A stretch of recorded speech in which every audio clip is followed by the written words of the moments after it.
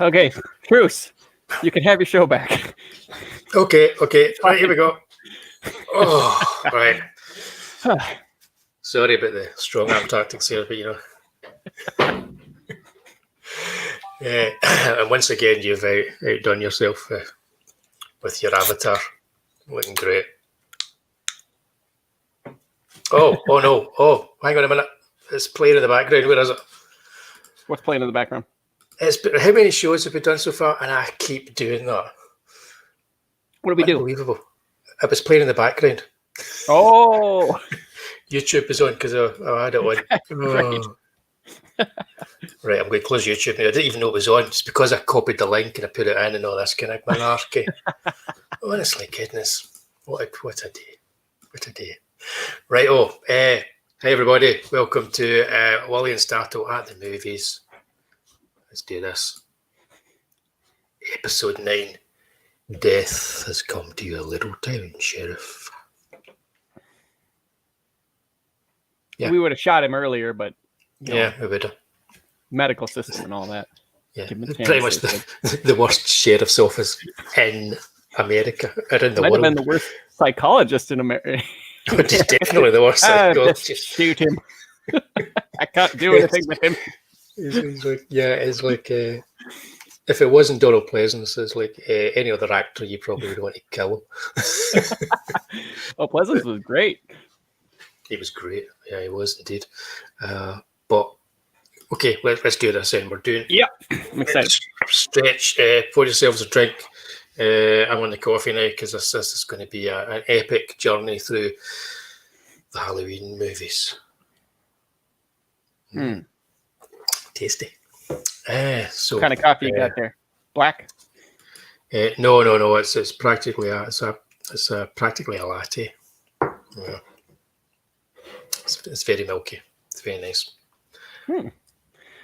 People he's throwing down a proclamation right now, saying he's only gonna say it once. There's the OG Halloween, and there's part 3, and nothing else matters. Which, as a purist, as a Carpenter purist, that's how Carpenter would have had it. So you can't fault people at all because Carpenter didn't want that second one. I don't know. I don't know. I'll argue against it. Okay. I'll try and argue against it. I'm going to argue. I'm going to defend the trash as we go on, I think. It gets worse. They were having a dialogue before we came in, and yes, I was actually really excited. But we did have a trailer to watch. Remember, we had to watch the trailer. If you can call it a trailer. Halloween Kills, the teaser. We were getting all ready for it. Got our, cocoa or coffees or whatever. And we'll talk about that at the very. I will talk about that now actually, because we'll forget to talk about it by the time we get to the end. What do you think of that teaser? I think it was the equivalent of like a movie poster now, where you have somebody standing there with like a gun, and you're like, "Well, what's happening? What's going on?" It's like Jamie Lee Curtis turns around and he stabs something or somebody and picks up his mask, and that's it. It was almost like somebody had here's the B-roll footage, just do something with it. It looked like deleted scenes from the previous one, but I don't know. I don't think it's going to be too bad. Blumhouse is doing it right. They're making cheap movies and getting a heck of a return, so they can make more cheap movies. That's how you do horror. That's how you do it.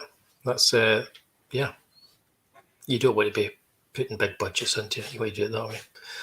But okay, so we'll get that out of the way. But that's the most recent one that nobody's seen yet. It'll probably turn up on a streaming service near you soon. Right. There we go. Classic. Halloween. Right. This kind of changed the whole landscape, didn't it? Changed the face of horror movies in about 1978 when it was made. Which predated the first Friday the 13th, I think, by a couple of years. Yep. Friday the 13th is essentially a rip-off of, Bay of Blood, the Mario Bava movie. Wouldn't you say, though, that Psycho was more or less like maybe started... no, it had to have been a slasher before Psycho. I feel like that's like the biggest, most prominent, earliest one. Yeah, I think. I mean, the thing was there was no real slashers where you had the character of the killer was essentially just a killing machine with a knife. You know, that we didn't really have that because you didn't have that with Norman Bates. It was all psychological, No, and then with the true. Pill and Pressburger's sort of like Pill's Peeping Tom again. That was like a psychological study of a killer. You know, so turned into a slasher later on in the series, though.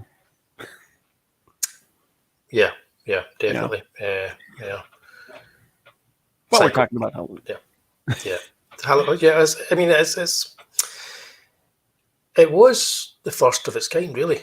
It's the first masked, yeah, franchisable.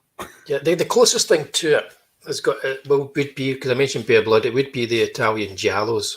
You know, where they had the killer, they were like whodunits in a way. They had the killer with the black gloves, and it would often involve like a sharp object, like stabbing people and that, and they're very stylishly made.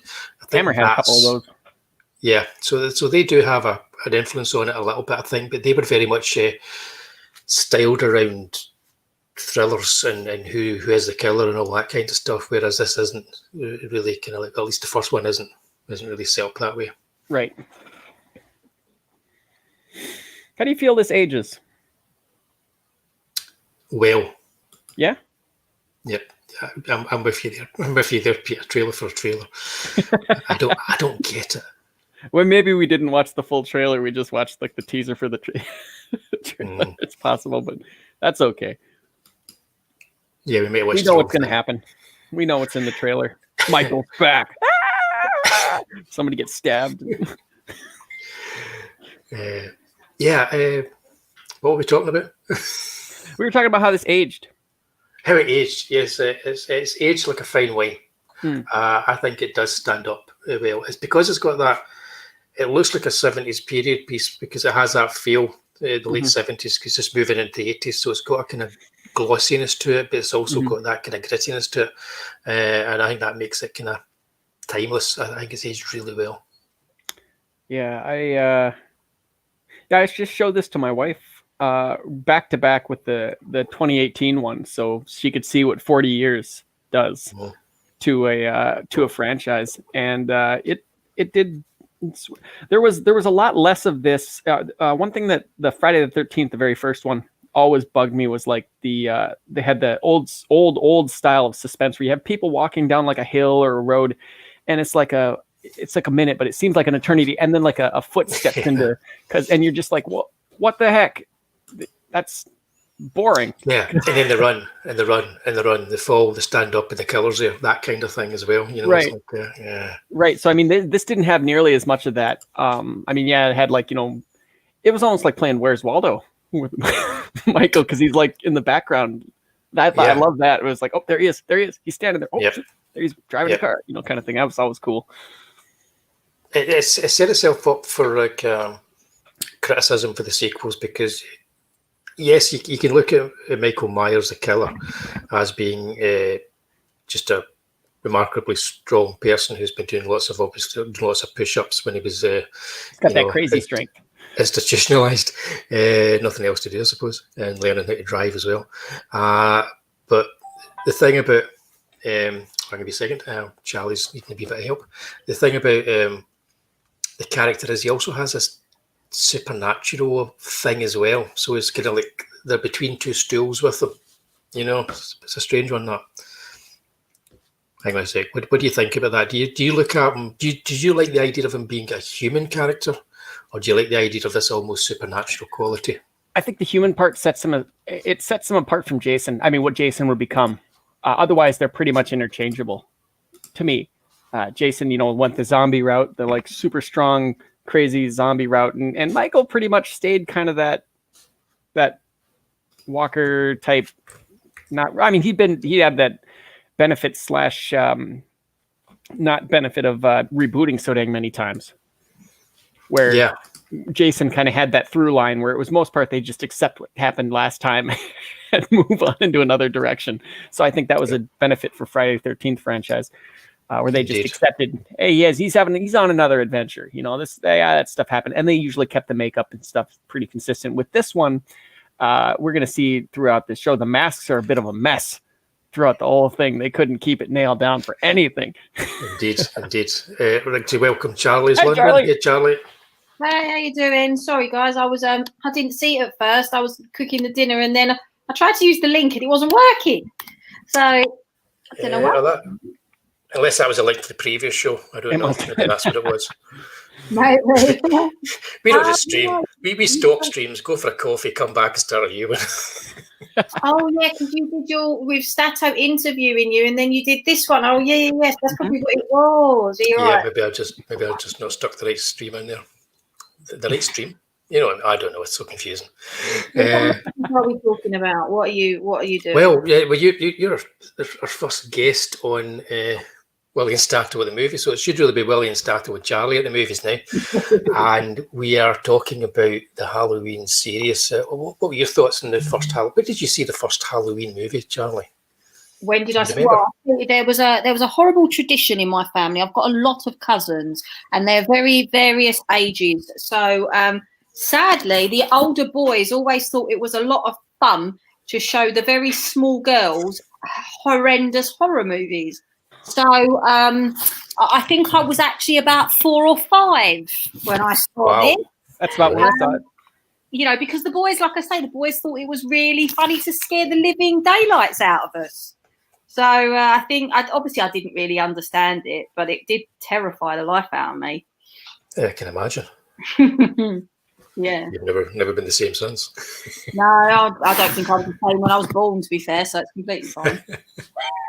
Yeah, but that's well, this movie, let's see what's people saying in the chat here. LOL. Oh, yeah, and like people were saying, long shots, not so many cuts. Mm-hmm. Yeah, it's weird because if you look at a movie nowadays, they use the editing to try and scare you. It was the music that made this one. Yeah, the music. Because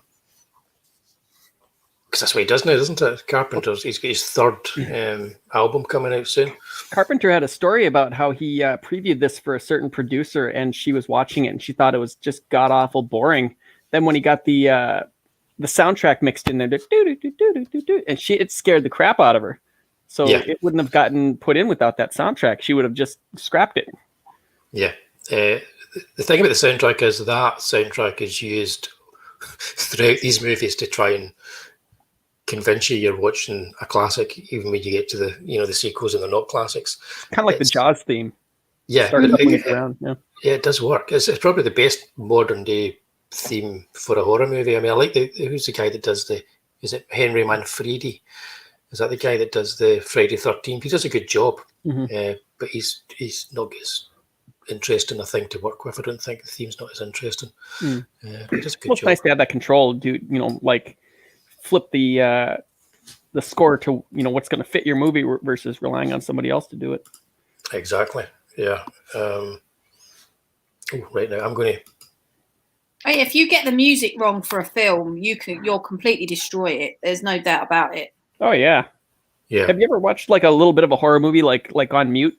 It's not nearly like the jump scares don't work. That it doesn't. It takes all the power out of it when you get the sound cut for a horror movie. Yeah, I think also just the atmosphere of how you watch a horror movie. So if it's like 5 o'clock in the afternoon and you've got a house full of the whole family, the kids, whatever, and that it's not going to be the same thing. You kind of have to commit. It's a bit like suspension of disbelief. You have to commit to being scared. What if you have a fear of commitment? Hey, that's a whole different movie. That's we'll do a special for rom-coms later on. Scariest movies on the planet. Scary rom-coms. Yeah. I'd rather watch a Halloween or horror movie over a rom-com all any day. In fact, the funny thing is, in my house, well, not here, but when I was living with my parents, my brother is actually the one that likes a good rom-com. It's quite funny. He dragged me to the cinema to see Bridget Jones's Baby because he didn't want to look weird going on his own. Because what happened was my mum loves them. So as a small child, because there's 11 years between us, he used to watch them all with my mum and Notting Hill and those sorts of films. So when it came to that one coming out, he was like, well, I've got to see it because I've seen all the others. So yeah, he dragged me and my mum. It was the most funny thing you've ever seen in your life. But I walk away for 2 minutes, come back and I'm bloody everywhere. What can I say? Just it's fine. But yeah, so I'd rather watch a Halloween film or a horror movie. Jan doesn't like them either. When I wanted to go see It too, and he really hates those sorts of films. He's not a big fan of clowns as well.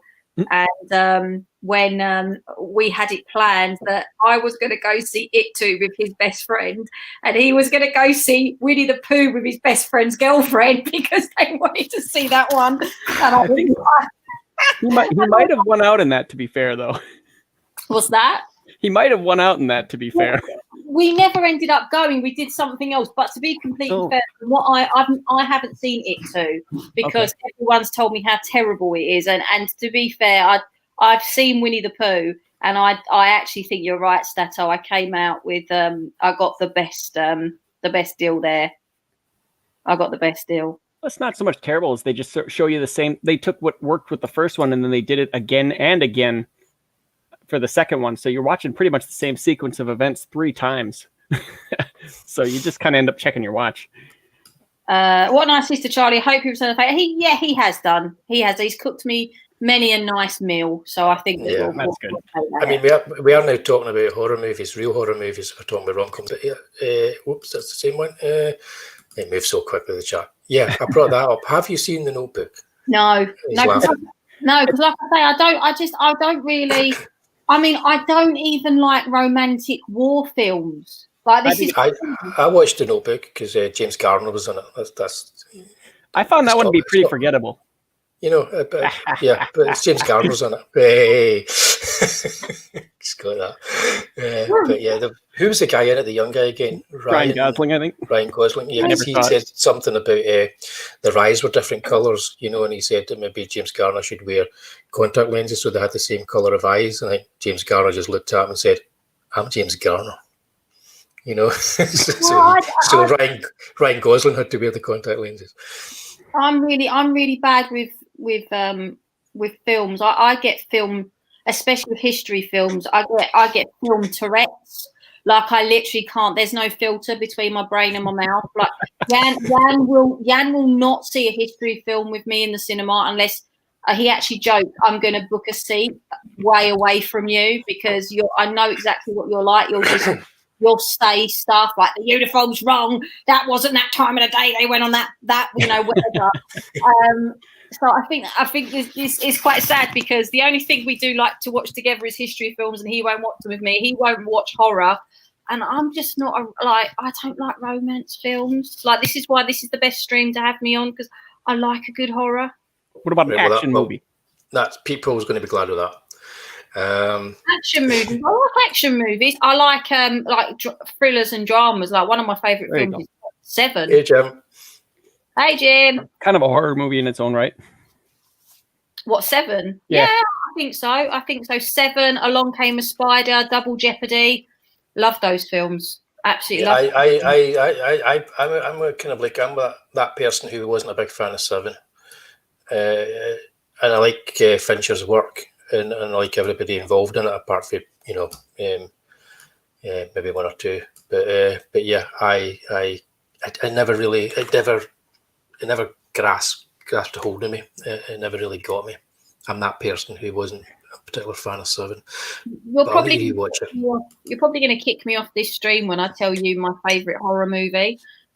But it's not because of the actual film itself. It's what they did with the marketing, and it was how it all came about, and it was the social experiment side of it that really interested me, and that was the Blair Witch Project, the original one.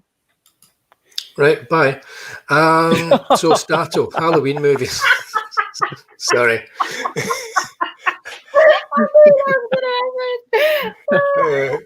Yeah. Right. Okay. Cool. Yeah. I'll shut up now. I'll stay here and listen. No. No. It has. It was a good marketing thing. That was what it was for me. It was interesting. It was fascinating how they did it and got people to actually buy into it.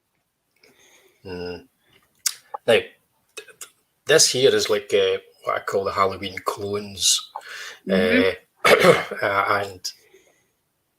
it spawned a whole slew of slasher movies throughout the late 70s into the 80s.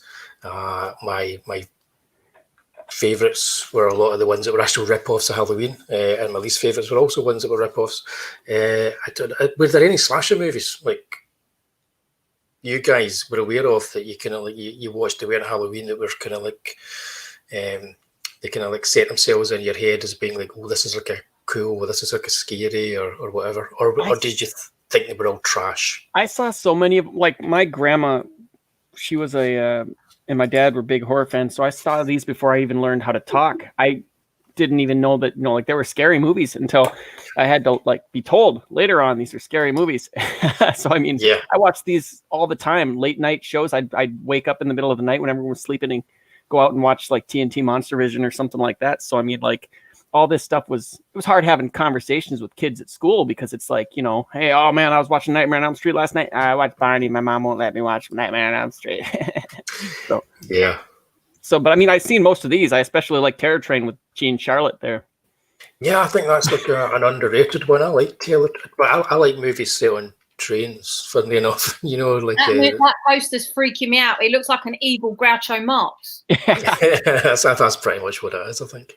I'm the same though. I used to watch so many of these and not even think that they were horror movies. I think the thing with a slasher film, correct me if I'm wrong, but they're almost comedy in places, so you're not really meant to be that freaked out and scared by them. They're quite, It depends. It depends how skilled the filmmakers are, I think. There's two kind of slasher movies. There's the Halloween type, which is they don't think of themselves as slasher movies. They're kind of they're above that. They're not really slasher movies.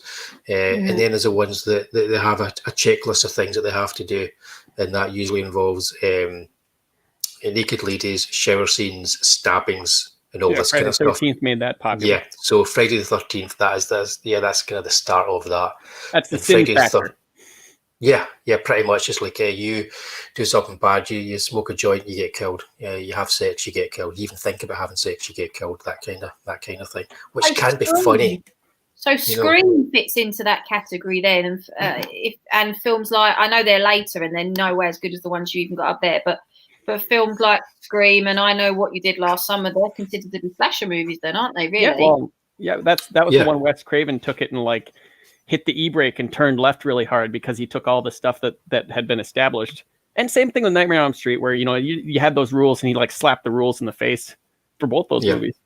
Yeah, I mean, people call Nightmare on Elm Street a slasher movie, and it kind of is, but it moves beyond that. It becomes something else. I think something different. I didn't. There's one. Rosemary's Killer was a really good one. I remember seeing that. That was a really good one. I know the slasher film that had a massive impact on me when I was younger was Child's Play. And I tell you why. I used to have this doll when I was little, and it was called Cricket. And she was about 2-3 foot tall, and used to put cassette tapes in the back of her, and she'd sing, and her eyes would move. And it was the big craze. And I got her for Christmas. Mum went all the way to Hamleys, which is a big toy shop in London, to get her. And then my cousins, again, the boy cousin, thought it was funny. They turned around and went, "Your doll's in a film, you know." And I went, "Really?" And they sat me down and showed me Child's Play. And that doll ended up in the attic and never came out again. Terrified the life out of me. I really thought there was this doll in my attic that was going to kill everybody. Goodness. Yeah, I was like that when I watched Trilogy of Terror on TV. It was a TV movie. It's not at all scary now, but when you're a kid, it's really scary. But there's you go. There's the recipe: boobs, sex, drugs, booze, killing stars. A woman lives, then repeat. Usually they bring the woman back for the next film and kill her off in the first 10 minutes, and then they do the whole thing over again. So that's kind of like your slasher film, sort of like a template. Yeah. So what am I going to do now?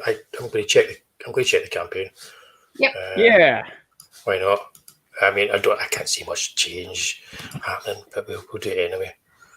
I think. I nearly removed. I made a discovery today. I discovered that you could bring yourself into multiple versions of yourself into your StreamYards. I didn't know that. Oh yeah, usually they do, like when one freezes, they got to bring themselves in again. Yeah, that was kind of weird. I thought, I'm going to experiment with this later on and see if I can crash my machine, but not right now. Right, okay, here we go. But yeah, this is a lot like what was it when Gremlins came out, and all of a sudden you had like Ghoulies and things like that. This is no different. Halloween came out, and everybody had to capitalize on it because that was one of those cheap movies that made tons of money. Well, that's already. Yeah, so it's that's... blood in the water for sharks. Yeah, I know. Sharks. Yeah, I am actually a big fan of all the Jaws movies, even the really bad one. I'm that guy who bought Jaws 3D in 3D. But yeah, you look at that. We're up 22 backers. Yeah, that's cool. One of them is me. Woo! Well, thank you very much, Charlie. One of them is 157%. That always looks good when it does that. It makes me feel odd though. Seeing anything over 100% always makes me feel slightly queasy. They shouldn't do that. They shouldn't be able to go over 100%. But yeah, cool. So everybody's saying, "Oh, my man, Yale, the wise guys." Hey, wise guys. Yeah. Wullie, I was looking at the old one today, the old campaign. The variant's doing well.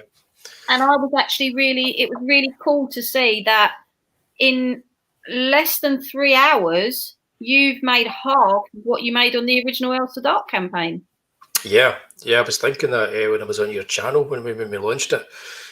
But again, that shows you the whole sort of like thing about getting involved online with all you guys. Because when I first launched the campaign, I put it up.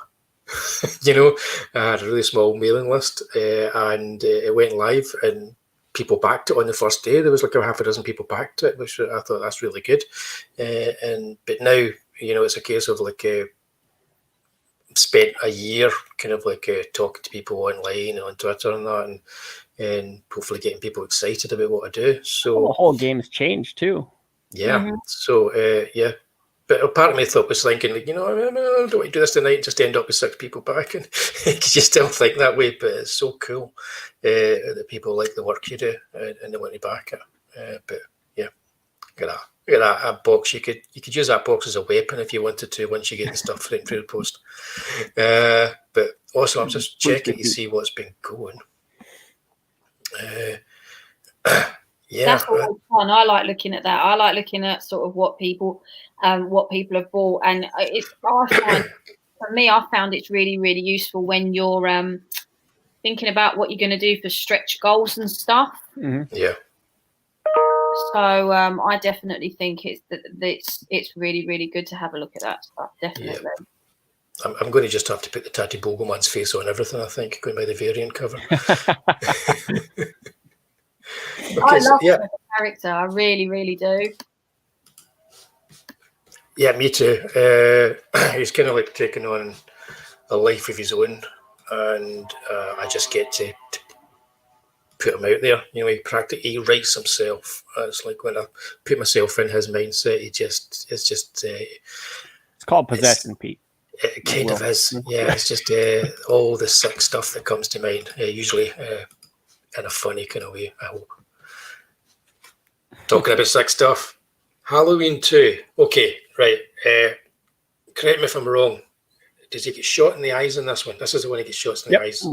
Yeah. By crack shot Jamie Lee Curtis. Yeah. These were on every year in my house, right? And every single year. And my mum always used to get really funny about these being on, right? And I always thought it was because she didn't want them on because they were scary and she had small children in the house. No, it was because my dad had this massive thing for Jamie Lee Curtis and he used to give my mum the ump. Oh. And every film, doesn't she get her boobs out? Every single one. No. She just did that in Trading Places, and it was in a very kind of like erotic way. Yeah. Yeah, she was usually the innocent one for a long, long time. She does do that lap dance in True Lies, though. That's quite funny. Yeah, she didn't get naked for that. Yeah. she's that was the reason my dad used to watch it. She was in loads of these sorts of films, though, wasn't she? She wasn't just she wasn't just in like the Halloween films and that. She was in one I actually saw the other day, and I'm trying to think what was it called. That's it. That's the one. Yeah, she's been in loads of them. Don't they call her the Queen of Scare or something? Scream Queen. Scream Queen. That's it. Yeah. Yeah, that's the one I was thinking of. Well, I don't know. Would her mom be the Scream Queen? Oh, like, and then she got stabbed in the shower, and Janet Leigh. Yeah, I think that. Yeah, no, I think Jamie Lee Curtis is Scream Queen because she survived movies. Spoiler if you've not seen Psycho. So it's like, yeah, there's quite a few Scream Queens though. But I think she's probably, because she made a few that weren't just the Halloween ones until Trading Places, and she managed to get away from it a little bit. What do you think of this one, Wullie, as the first unofficial entry as far as Peephole Circus is concerned? I kind of like it. Yep. It's not at all as good as the first one, but it does have some of the stylistic sensibilities. It's also goofy. There's a goofy element that comes into it, which, like I say, the fact that Jamie Lee Curtis can shoot him in the eyes, both eyes, one after the other, and you see blood coming out, trickling out his eyes, is just crazy goofy. But it's crazy goofy in the way that you would get at the end of a Dracula movie. So I didn't mind it too much, So I approach it that way. I always approached sequels as if they were going to be worse. That was always the way I've approached a sequel. And then if it gave me something more, I was quite happy. The killings in it were more graphic than they were in the first one. I didn't mind that. Is there a syringe to the eye in this one? Yep. Yep. You can't beat a syringe to the eye. That's always good. It's good value for money. You can when we get to 4. Oh, what? Oh, right. Okay, yeah. I think. What do you think, Charlie? Oh, a good syringe to the eye, Charlie. Yeah. Give everyone a lobotomy. Why not? Let's have a party. But, yeah, I mean, again, these are those films, aren't they? That you don't really put them on to be scared. You put them on because they're either nostalgia films, they're Halloween, obviously, inspired films. But like, I love them all because they hit all those cliche boxes of what a good horror movie is. Yeah, I think that's it for me. Peephole Circus, because I noted there, she was in Fog with her mum, so they're both in that. Yeah, and also I'm going to pull this one up because it's coming out in Blu-ray soon, and this is a great wee movie. She was in Road Games with Stacey Keach. If you've not seen that film, that's a fantastic kind of low budget, kind of Australian. I think it's Australian. It's kind of a slasher movie, but not a slasher movie. But it's a really good wee film. That. No, I don't think I have seen that one actually. Yeah, I would disagree about the skill. I think it's got some of the skill. I think there's definitely some of the skill, but there's no charm. There's no charm in it. What about like Statto? Can you remember at the end of Halloween, he just walks away, or he disappears. Yeah, he just leaves. And then I'm done with this. The start of Halloween 2, what is it? It's like they run over a guy dressed up as in a boiler suit, as if the cop just I'm not sure what happened with the cop. He no, get him, and they kill him, and that's okay. We found him and we killed him. And Donald Pleasance is like, I don't think so. I'm pretty sure. I don't think we've got him. I think he's still up there, and then the whole thing culminates in a hospital. I did like the single location in this, I like that. Yeah, confined sort of thing. Like horror usually works very well when it's a little more claustrophobic. Mm-hmm. Yeah. Yes, it was indeed Pete, and I can't remember his name right now because I'm getting old. I saw a horror movie recently. On I think it was at either Amazon or Netflix, but the girl's blind and someone gets into her house. I can't remember what it's called, but the whole film is her trying to evade this person by just listening, and it makes you feel really like you can't breathe because you can feel her terror and I can't remember what the hell it's called now. Is it Hush? No, it's not Hush. Something like that, isn't it? Statto, you must know. Hush. Yeah, it was. She's deaf. Yeah. Yep, she's deaf, and the guy's like walking into her house and like looking at her and then leaving, and like as he pleases, and she's got to stop him. Yeah, I remember that one. That was very different. What's that? Is it called Hush? Was it Hush? I don't know. I don't know that one. I'll look it up while you two talk. Yeah. Yeah. It is Hush. Yep. It's Hush. 2016. He's already halfway there. But I'm having I'm forgetting names here. It's like I forgot the name of the guy that directed Road Games, and I'm forgetting the name of a film that I just watched last month. It's the one with Audrey Hepburn. She's blind. Have you seen that one? That's good. It's based on a play, and she's got something in her apartment that these bad people want to get, but they have to get into the apartment and find where it is and get it from her. Wait Until Dark. Wait Until Dark. That's it. Thanks very much. I was like, what's that called again? I just remember. And it's got Alan Arkin as a really weird, kind of creepy, funny character in it. Brilliant movie.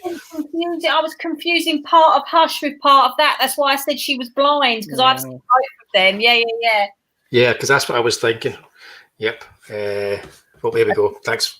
Yeah, Richard Franklin. That's the guy. I think with this movie, though, like Carpenter, I mean, I know he didn't really want to do it, so I think it was just sort of a look, let's see what I can get away with kill-wise, because he definitely went for like your more modern slasher style kind of stuff in this one. Yeah, well, he wasn't like he didn't care as much because he didn't. Contractually, it was like a case of you make a sequel and there's money in a sequel, so he wrote it or co-wrote it, and a lot of the people were still involved in making it. So, yeah. So the fact that he doesn't mind erasing it, I think that's not a big thing, because as we continue to talk about these films, they constantly erase each other as they go on. Yeah. But it's if you get a good widescreen print of that and you watch it, it's a good fun slasher movie. It's just not a classic like the original. Right. It's an okay double bill. Yeah. It kind of. Oh, also, this is where it's revealed that Michael Myers, the killer, is in fact the brother of Jamie Lee Curtis, because that's important later on, because that gets all, they go over the place with that. Yeah. I was fine with that, I suppose, but a lot of people thought that was kind of cheesy as well. Wullie, here in London, there's a theatre called Prince Charles, and they often show the original prints of these films. And I've seen a Halloween double bill there, and that was actually really cool for you to see it on the original film like that. Yeah, cool. Yeah, I did that when I was in Glasgow.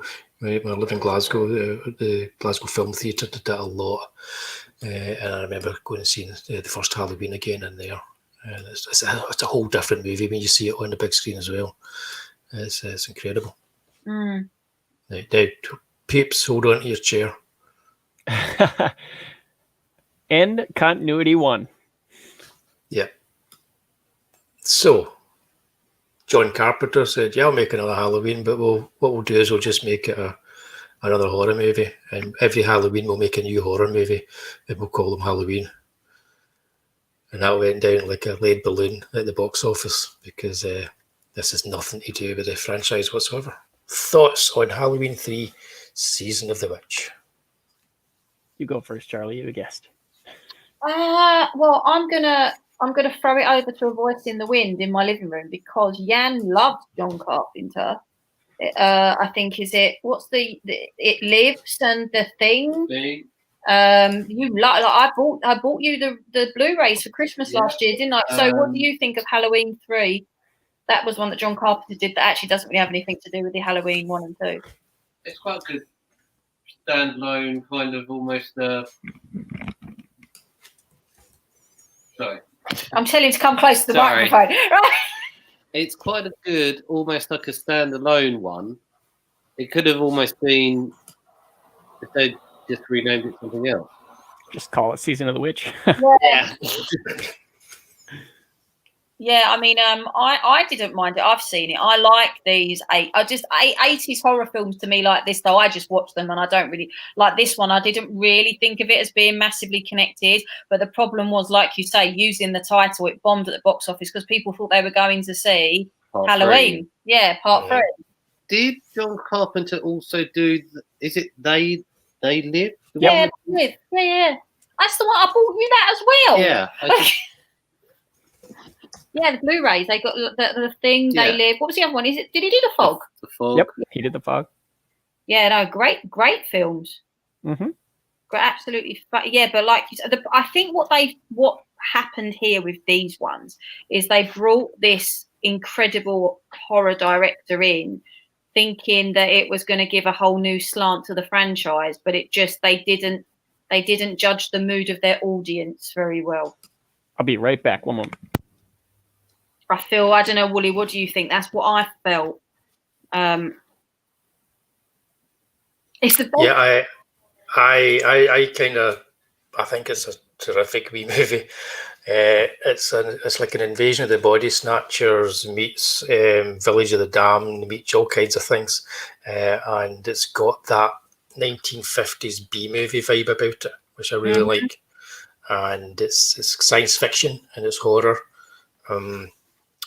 There's a kind of a Quatermassy feel about some of the stuff because you see that in whenever John Carpenter deals with anything that brings in a wee bit of science or metaphysics or anything like that. It's kind of I like it. I'm kind of like peeps on this. I've probably watched this more than any of the other sequels. Yeah. And we're back.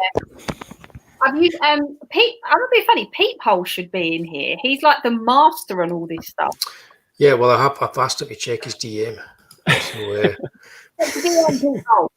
I didn't know the name of this movie for the longest time because the only thing I remembered was that kid's head melting in the pumpkin. Yeah. Oh, yeah. It's really remember it because I watched it like on some late night TV thing and I caught it part way in, so I didn't know it was a Halloween movie. I didn't know what it was, but I was just watching this monster movie way late night, and I never did find. I mean, it was years later before I figured, oh my gosh, that's the one. That's the one. Yeah. Yep. So I have that benefit of watching it not as a Halloween movie because I didn't even know the name of the movie at the time. I'm still having that issue with. There's a film I saw on Amazon. Like there's all these B movies on Amazon and Netflix, and you just watch them by category, and they just run one after the other. And I usually have them on the background when I'm doing something. Sure. There was one I saw about 2 years ago, and it's about this girl who wants to break it into Hollywood, and she ends up becoming part of this cult. Starry Eyes. That's it. And she has to perform this lewd sex act on the guy, and then she starts like almost decaying. Yep. Because of it. Thank you, Statto. I've been trying to. I've googled. You don't even know. Is that a romantic comedy by any chance? No, hell no. Wow. It's not right. Right, people, regale us with your love of the Halloween 3 season of The Witch. Oh man, right. Sorry, I wasn't expecting to come on. I was getting all wound up in the chat. It's just, man, it's such an amazing film. I can't think of any other film that has a Carpenter vibe like Halloween 3. It does everything about it. It just has that. Like I said sorry, I'm getting excited. The Carpenter vibe has to have that feel of impending doom that builds up through the film. You've got to have that suspense, and Halloween had that, but like Halloween 2, just got like, oh god, yeah, we just carry straight on and the killer's on the loose. Had none of the build up. No. All the best Carpenter films have this kind of, like I said, that sense of dread that builds up over time. This film does it. Yeah, I mean, I like Halloween 2 for what it is. I still do. Yeah. But this one is a Carpenter movie because he was a hands-on producer insofar as it's a film he wanted to make. So I think you're right. It's got that Carpenter vibe. Yeah.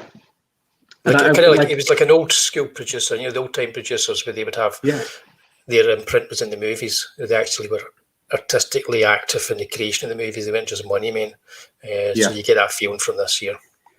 There's real quality to this film, isn't it? Which you wouldn't expect from. Which a lot of people say it's the worst one. Where's Michael? Nah. It's like you've mentioned Halloween when it wasn't meant to have a sequel, but when they approached Carpenter, it was like, no, all right, we'll do it as almost like a TV show where you have like the Twilight Zone and a different horror story every time. Yeah, and imagine if Carpenter did Halloween, then we had this one, which would have been Halloween 2, and maybe The Thing was Halloween 3 or Big Trouble in Little China Part 4, then The Fog. Imagine if that was the Halloween series, what it could have been. That would have been amazing. What a box set. So somewhere in the multiverse, that's exactly what's going on. Yeah. Sorry, I love this film. The whole When did you first see it? When did I first see it? When I was a kid. What year was this? Probably 81, 3? Yeah, somewhere around there. So I must have been, I was born in 74, so I was probably about 10 or 11 then maybe. I don't know. But yeah, like perfect age, for this kind of stuff. There was a kid in it that nobody liked, and I don't know if we're going to give away spoilers, but... Oh yeah, we're all for spoilers here. That's yeah.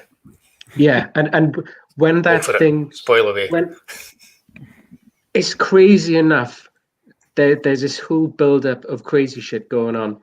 There's some weird little town where they get these all these people like something out of the Matrix have got these suits on there, and they're going around killing people, ripping people's. I think the first kill is where they get they rip a guy's head off. Yeah. Out of literally his spine coming out. Then they go to the hospital and get somebody who witnessed it. And he does this amazing move where he pokes his index finger and thumb into each eye, and collapses like the nose bone, and then yanks her out. That's what a great kill. And then you have watched this film. It gets weird after that, Yeah, like that. Where do you even try to sum her up in like a second? I'm loving this because I'm listening to Pete Cole talk about his love of this. And you know what? I'm sitting on this panel and I'm thinking, I know a decent amount about horror movies, but not as much as you guys do. But reason I'm loving listening to Pete Cole talk right now is it's making me chuckle inside because you lot have to all put up with me going on about silent films and trying to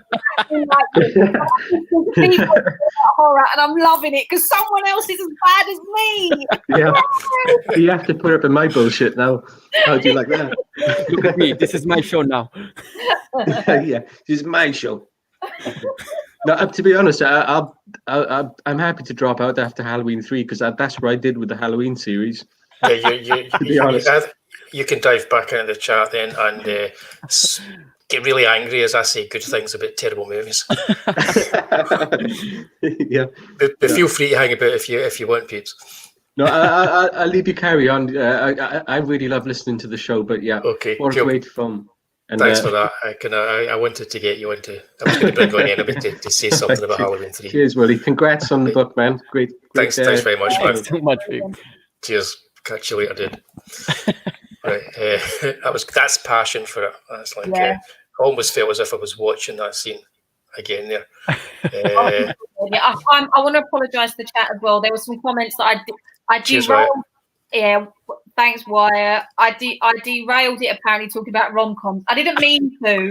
I'm trying to say that I prefer a horror movie to a rom-com. That was all. Right. Oh, it's a bit.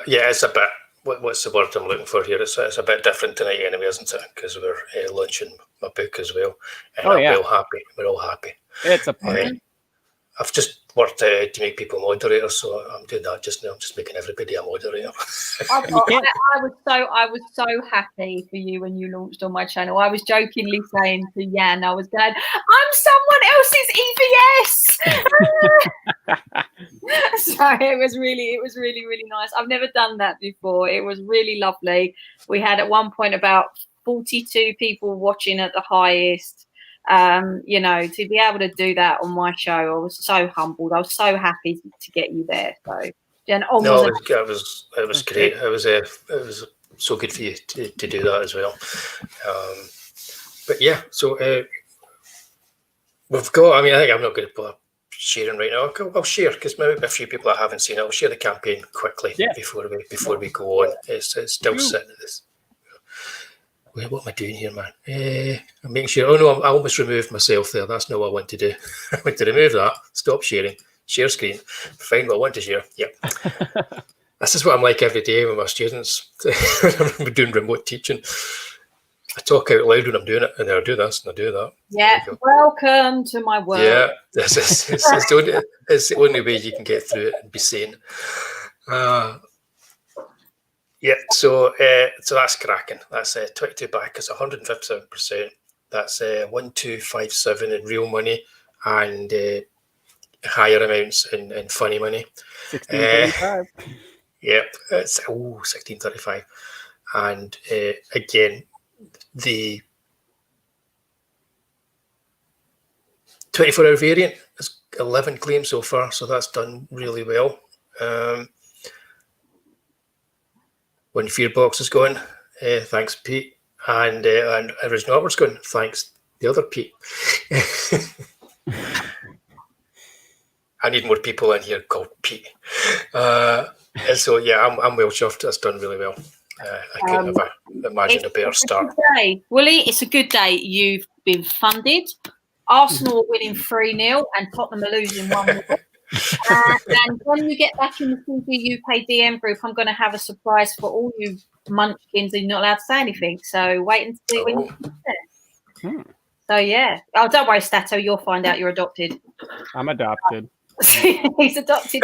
I'm like that like guy in the family photo where it's like everyone looks really nice and I'm standing over there looking all goth or something like that. No, you're adopted with us, not against us. We're not giving you away. We're keeping you. This picture's great. Oh my god, it sums up everything that's right and wrong about horror movies. When I say wrong, I mean wrong in a good way. Right, I've just made everybody a moderator. That's a good mood I'm in. Anybody who's new to the channel will be completely confused if they go into the chat.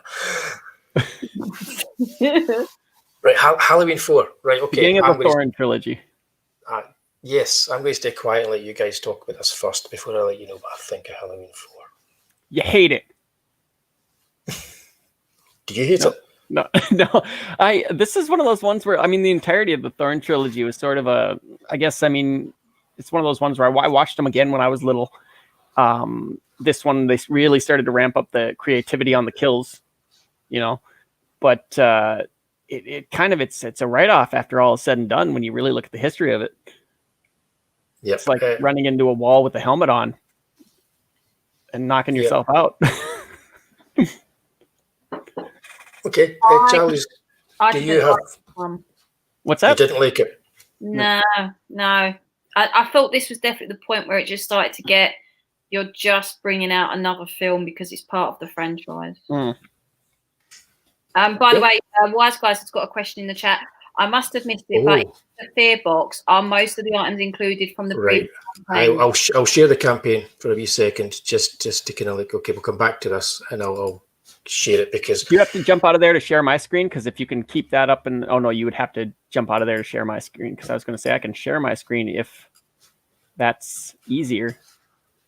If it's not easier, it probably would be, but I still have to get that out because I'm on the cheap StreamYard. I still have to bring that one out and bring this one in. Yeah, that makes sense. Yeah, you know what I mean. I'll share it again and we'll go through it for you, Wise Guys, just to kind of because I forget what's in it. You get all the things except for the 24-hour variant. Mm-hmm. Yeah. I should probably have thrown that in there, but I don't think I could have shut the box. And 33% more appreciation from Wullie. That's something he doesn't like to mention. Hey. Right, so I'll scroll down here. To go and add on special effects. Right, this is to remind me. Okay, this is it here. Fear box, right? What you get an original piece of art. So you get a commission from me. So any character you want, doesn't need to be from a campaign. If you want me to do a sketch of Michael Myers or Jason or Batman, or whatever, you tell me what you want, and that will come as part of the feed box. So you're getting an A4 pencil sketch commission from me. You get an original sketch card. If you're on the list for the mailing list, you'll get a different sketch card from the one you're getting there, because if you're on the mailing list, I'll have your name, and so anybody that backs it gets a sketch card and a badge automatically from the mailing list. So you'll get also in the fear box those badges, and that badge and that sketch card is in the fear box. You'll get another badge, a different one, and a different sketch card too. So if you're on the mailing list, which I think you are, you'll get that. There's going to be a set of postcards. That's 6 postcards, and one of them is in 3D. That's handy because you're going to get the 3D version of the Tatty Bogleman comic with the specs. You get all 3 comics for Ailsa Dark. That's a complete story. You get a print of Ailsa Dark fighting against Dracula, the Lord of the Undead, and you get a nice wee print of Ailsa Dark just about to get entangled with the Tatty Bogleman. And I think that's all. Did I miss anything? Oh, yes, I did miss something. You get a making of Ailsa Dark, which is a 28-page book, and it's all about how Ailsa Dark came to be, how I put the books together, and what's going to happen with the characters later on and where they're going. So that's everything that's in the fear box. And I probably would have said that better 2 hours ago, but yeah. Did that make sense? One backer. Oh. Scroll, mighty scroll. Yay! Awesome. 161%. That looks so good. Mm-hmm. Thanks. If that was anybody here, let me know so I can thank you personally. Yes, one of the postcards is 3D. So I'll show you this. I'll go down to the stretch goal here.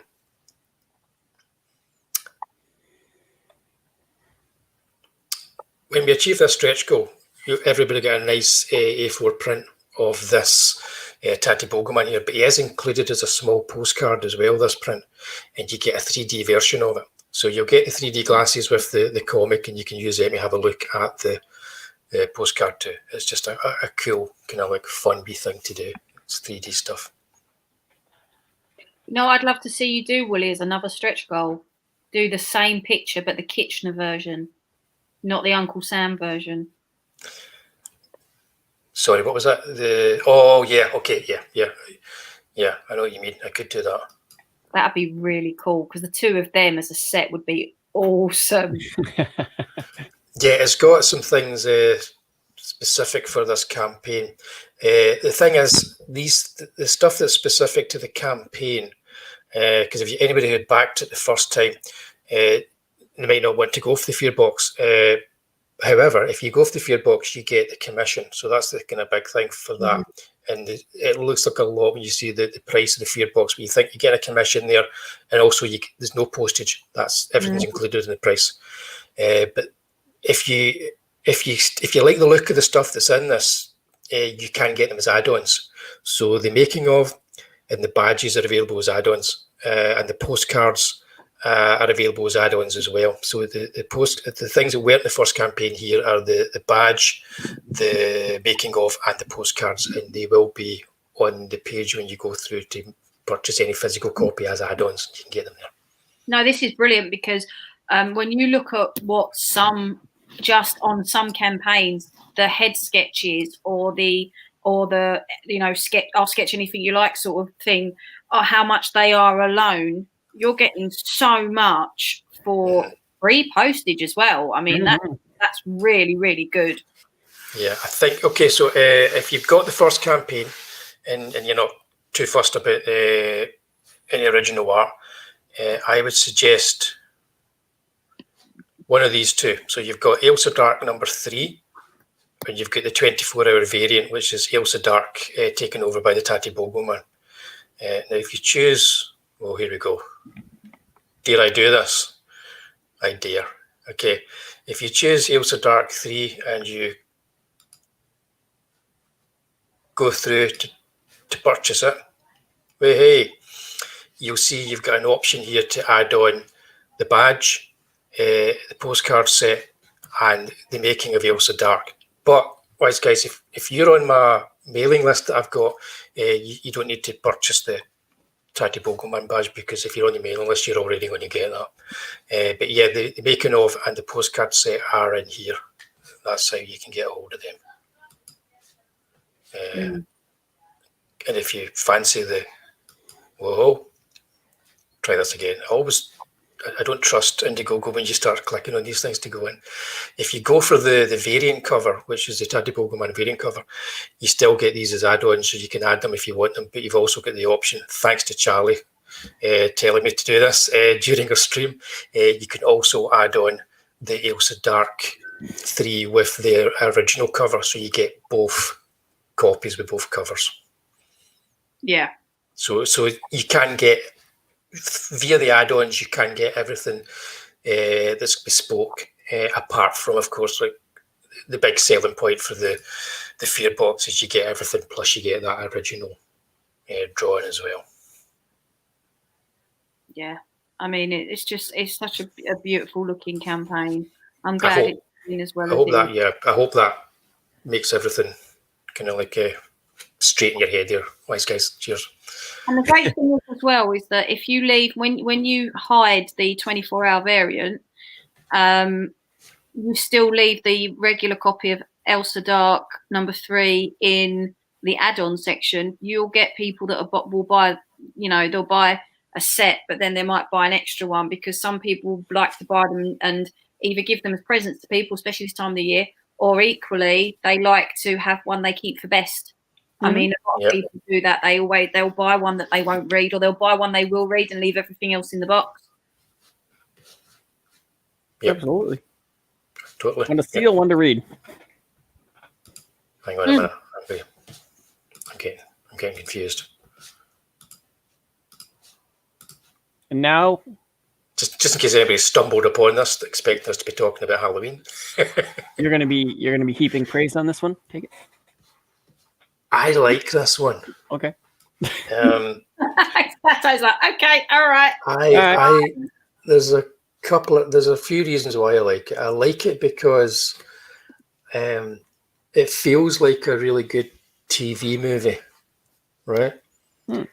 That's no bad thing, because you're talking about the 4th film with none of the original kind of like creators involved. So to get something that's polished and put together in a professional manner, that's a plus, right? It's like a Hellmark movie, huh? No, it's better than that. It's better than that. I mean, Dwight H. Little, he's kind of like he was making a couple of movies around about that time. He was kind of go-to guy for like kind of good B-movie stuff. I believe he did. Oh, what was the one? It was one with what's his name? He did the first Nick Fury, didn't he? No, he didn't. What was the one he did? He did. I can't remember it now. Were you talking director? Yep, he did. It was a film with, and I refuse to look it up. It was Rapid Fire. That's what it was. It was Brandon Lee's first big martial arts movie before he did The Crow. And it's like a really good B movie, action movie. So he has a level. He never gets beyond that level, but he's a good professional B movie director. Sure. And I like that. Good solid B movie director. It also has, and I'm sure that Pete will help me if he's still there, the lassie that plays the young girl in it, who is, if I remember rightly, she's Michael Myers' niece. I think he's busy swearing. He's doing a jabber. He's doing, it's no, I knew this. It's Toad in the Hole Part 2. You might hear in a minute. He's going to be using the Lincoln coming in here. What's wrong with you? No, he didn't direct that one, but that was another good one. Yeah. Short Down in Little Tokyo was another good one. He did Free Willy too. Willie Harder. Did he? Yeah. What was that called? Willie Harder? No. You know, it's the 80s, you never know. Free Harder. 3D. Apparently, the little girl is now the Scream Queen in the Hatchet films. Yes. Yes, it's Pete, because I'm way behind on the chat and my StreamYards, it's falling behind. Yes, see, I agree. I like her. I liked her when she was a wee lassie in this and in the fifth one. And I like the idea of this kind of like, if we're going to go with the supernatural bit, the niece who has this kind of psychic link to Michael Myers. Now, it might not be a great movie, but what it brought to the table was... yeah, that made me laugh. Yeah, what it brought to the table was a new kind of idea for it and just another spin on it. Well, at the same time, trying to have the kind of like the kills and the idea of this relentless monster that's coming and killing them. So I do actually, whether it's a good movie or not, I do think it's a good sequel in this franchise. It's one that I would watch. I've watched that probably about 3 or 4 times. I've watched this film. So yeah, I saw this when I was a really little kid, and the thumb kill is the single biggest thing that sticks out in my head when thinking about this movie. But it was getting back to the idea that he was this unstoppable physical kind of killing machine. Yeah. But yeah, no, I mean, your suspension of disbelief, it has to be really big to watch this, because I mean, it's Halloween. She's got this clown costume on, and it's practically the same costume that Michael Myers wore when he was a kid, as well. But that's quite. You either go with that or you don't. You're meant to have a wee kind of like wry smile on your face while you're watching it, as in, we know this is ridiculous, but hey, wait till you get to the thumb kill, that kind of thing. I always found Michael Myers to be a fairly nice guy, very polite. He'd listen. Didn't talk very much. Misunderstood, yeah? Yeah. Just totally misunderstood, yeah. Yeah. She was amazing in those films. Yeah, we'll get to that. If you think... It was I'm softening up Peephole Circus there. Keep talking. Yeah, they're going at it in that chat. Yeah, I do like this film for what it is. And it is also kind of like. Do you think if I talked you into maybe giving it another go? We're both a bit. Do you think his favorite group is the Carpenters? Who? Michael Myers. That's fantastic. Yeah, so moving swiftly along. But yeah, if you haven't seen Rapid Fire, it's not a great film, but it's got some nice kind of kung fu stuff with Brandon Lee, and he didn't make many movies, so it's worth watching for that. It's a good kind of like B-movie action film, made by the same director, and also Big Trouble in Little Tokyo. It wasn't it? Sure, Tokyo. Big Trouble in Little China? Mm-hmm. No, Showdown in Little Tokyo. Showdown in Little Tokyo, yeah. With Dolph Lundgren. Pete Bakewell put it up in the chat earlier on. That's a good nasty wee film with him as well, kung fu film. And I've lost my Photoshop. Where's it going? Yeah. Moving swiftly into this is. I find this interesting and fascinating about C's sort of long-running series, and it was kind of there when we were talking about the Bond films, and it was there when we were talking about Freddy. You get little pockets of like 1 or 2 or 3 movies that almost seem like their own little season, their own little kind of like franchise within the franchise. And 4 and 5 to me are like that. They kind of link together kind of really well, and I think that's probably because they've got the same actress that they're carrying on the same character. You know, in a way, Carpenter Hang got on, where's Charlie going? What have you done with her? You cad. You know, in a way, Carpenter got his wish because they did so dang many different things with this series. They might as well be totally different. They're just using Michael Myers in way different roles. So it is still kind of an anthology. It kind of is, yeah. This isn't as good as 4, but it's getting to be a bit bonkers, I think, as well. A mask is so different. Even like the box art here, they're using the face from 4, but that's like the mask is so totally different. It's longer. The eyes are different kind of cut. Hair is different. What I don't understand with these films, and you're probably gonna roll your eyes or whatever at me, is they know it's him, right? And they know it's him behind the mask. Why does he bother wearing the mask anymore? Because to freak people out that don't. I mean, like, you know, you see some guy that's. Because the mask is where he gets his mojo. His power emanates from the mask, at least in these movies.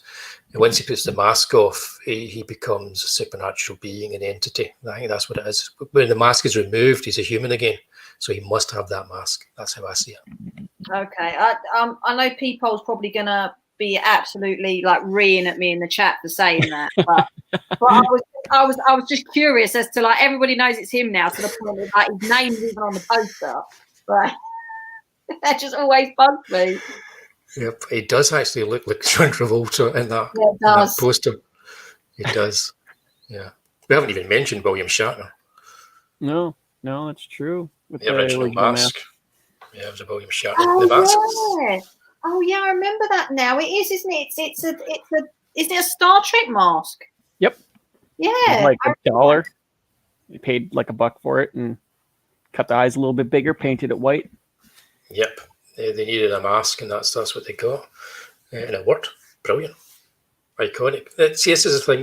The Friday the 13th movies never had an iconic character until after the third installment.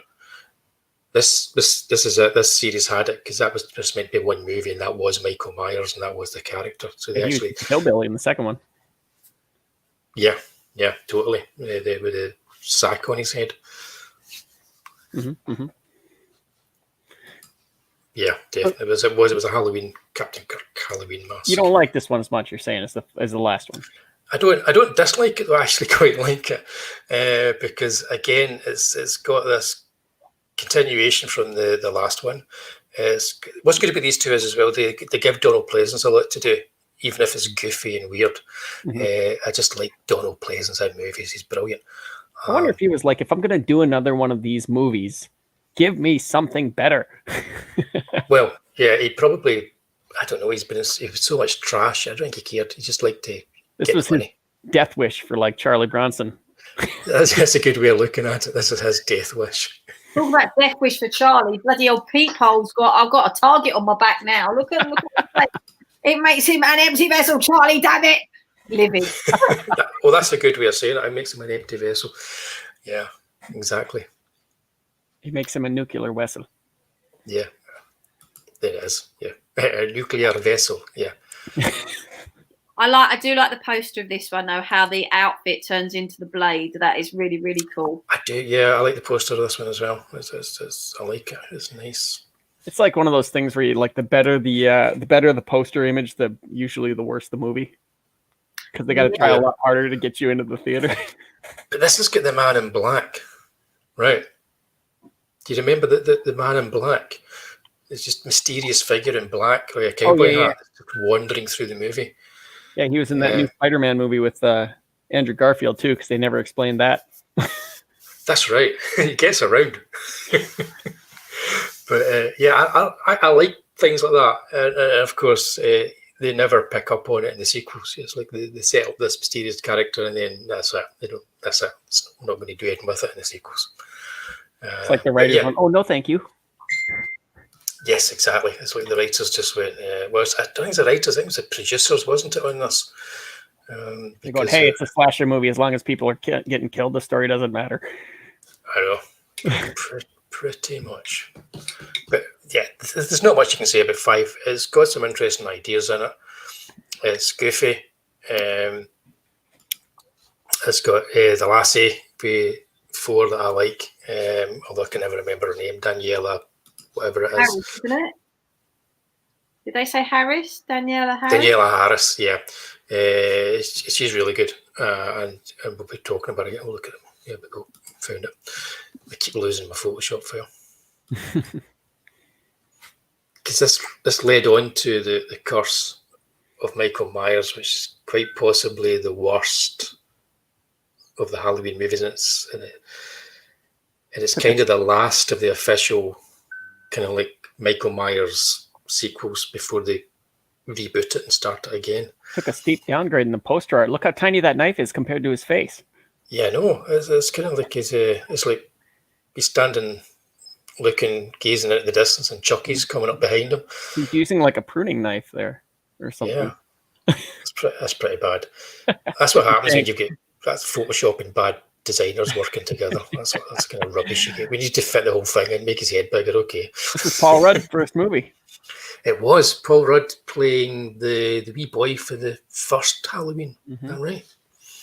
Coming back as that character. Like anybody even took any notice of that. But there you go. The worst. The worst. Awful It film. stinks. It stinks. It's terrible. But it's kind of fascinating because they made a producer's cut after the fact, which was released in bootlegs, and that's the one that I had. And fillet knife. Like a Puppet Master poster. It is indeed a Puppet Master. Well, that's another franchise we need to do, Puppet Master. Oh, man.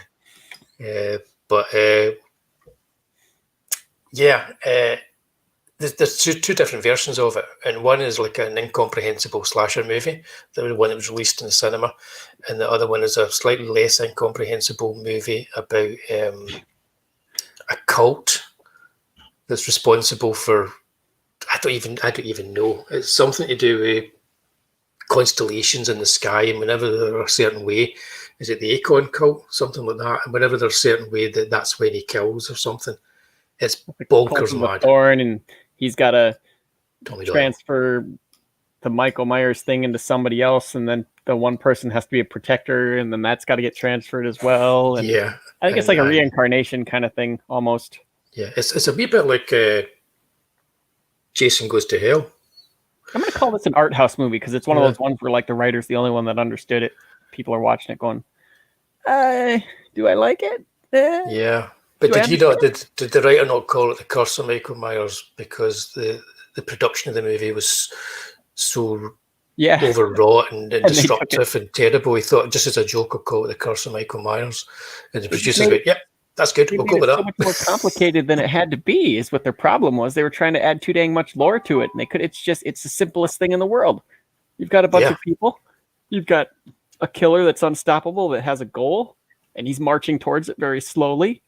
And you're throwing obstacles in the way. It's a formula. Just plug in the stuff.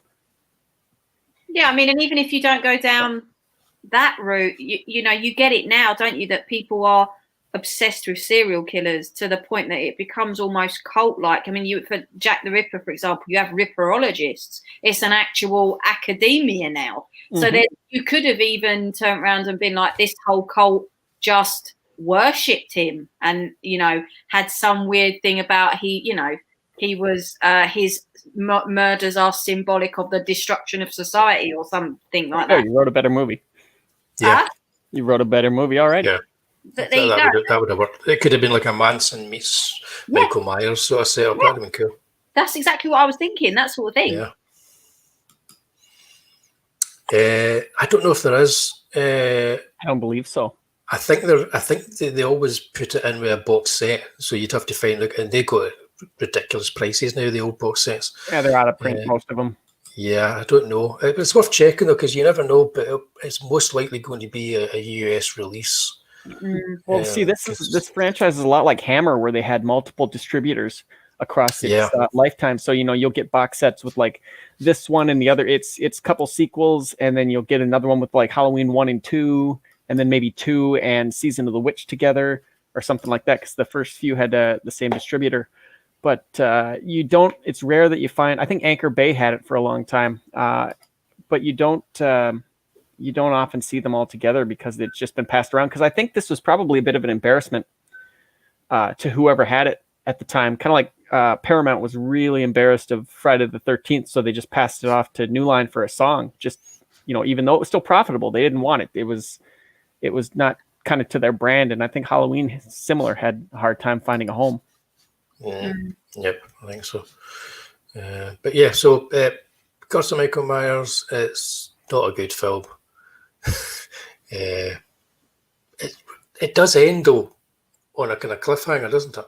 Well, it has to. I mean, after I'm trying to think, because is it the producer's cut that ends, or is it the theatrical cut that ends? I think it's the producer's cut that ends with the symbol being transferred to Donald Pleasance. Yeah, Donald Pleasance screams because he has to protect. He becomes a protector of Michael Myers. Terrible movie, but I'll be honest with you, I want to see the sequel to that.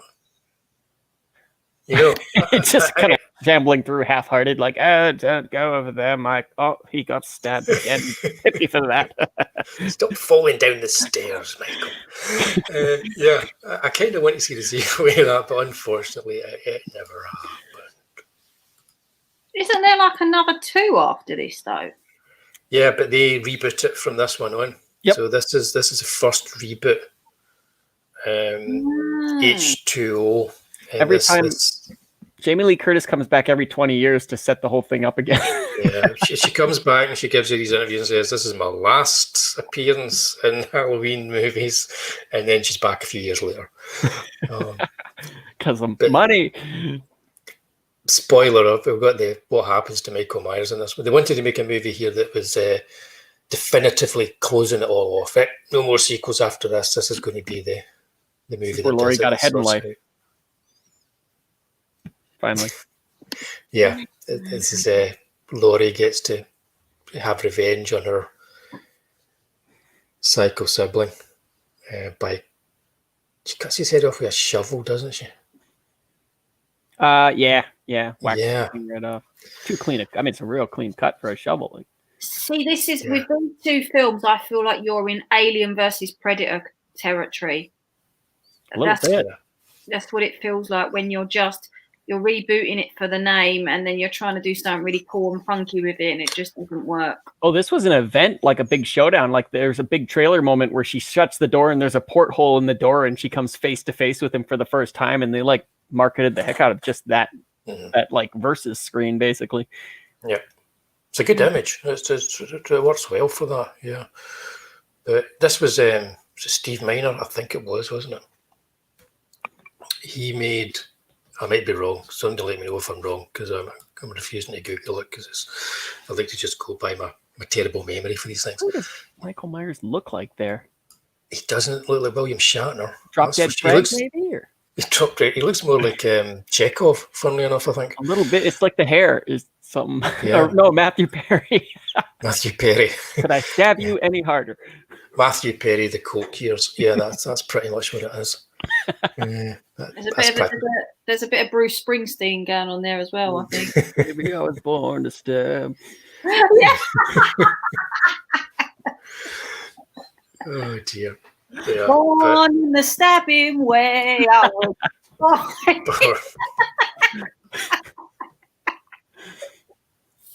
This is why you don't let me on a show. No, you're fitting in well. Yeah, this is a. So have you seen this one, Carly? Huh? Have you seen this one? I believe so. Wasn't it like a massive? There was some big media event thing they did with this where it was in the cinema, but this one was in 3D as well?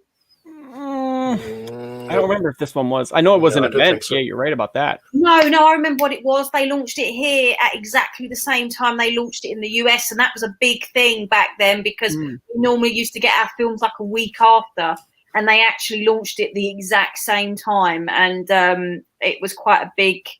And I think there was some massive. I remember rightly, there was some massive marketing campaign with AOL because obviously when AOL was the big. Right. Company, I'm sure they streamed something. I seem to remember there was something they did that was international for the release of this. It may have been the trailer. It may have been they released it. It might have been. Yeah. Yeah, I think you're thinking of Jason X, they're Wise Guys, which again is another film I will defend. But yeah, I quite liked this when it came out. It did the job, and I quite like Steve Miner, his other movies, because he did Part 2, Part 3, Friday the 13th. Part 2 is his worst movie. But it kind of sets up some of the template. He made Part 3 of Friday the 13th, which he was the guy that introduced the hockey mask to Jason, and that was in 3D. So there is a connection here between this film and a 3D movie, because Steve Miner directed it. He also made, this is interesting stuff, because I know my Steve Miner movies. He made House, which is a film that I really like. And he made the one with William Catt. Yeah, he made House. The one with William Catt with the PTSD Vietnam vet in a haunted house. And It's a horror comedy with George Wendt for Cheers. Yep, enormous. But he also made Warlock, which was another fun one. But here's the thing: he also made a film that probably doesn't get shown much nowadays, called Soul Man as well. It's another one of his movies he made. Which, if you've seen Soul Man, Charlie, it's. I don't think so. I'll have to look that one up. It's essentially C. Thomas Howell in blackface. It's like it was. Yeah. A white man who takes tanning pills to pretend he's black. I've just looked it up because I wanted to get the thingy here. That's what it is. A white man who takes. Yeah. That was one of his biggest hits back in the day, back in the 80s. So interesting guy for the films that he made, because he was considered the go-to guy. He was a safe director to just get it done and make a commercial movie, and that's why they picked him for this. Oh yeah, just get it from point A to point B. Nothing flashy, no ego, company man. Yeah, but that's it. That's pretty much all you can see about this film. Yeah, it was. It was. I felt a little more sterile than the last few that were a little bit like trying to be a little nastier than before. This one kind of reined it back a little, I think, because they wanted as many people to see it as possible, especially since the other ones failed so hard. Yeah, I think it's like, because that's why they chose that director. They wanted something that was commercial to make loads of money. That was it. So yeah, but it was nowhere near as bad as this. No. Look at that, like, stink eye he's giving Jamie Lee Curtis from the back there. Like, I was supposed to be in front. Yep. The first thing that doesn't work with this is, the continuity from the poster to the actual film. Look at her hair in the poster. Look at her hair in the film. Little things like that show a lack of attention to detail. Oh, I don't think she cared. She at this point. But look at Buster Rhymes in the posters. I don't know what he's doing. He's doing like a Luther Vandross face or something. Yeah.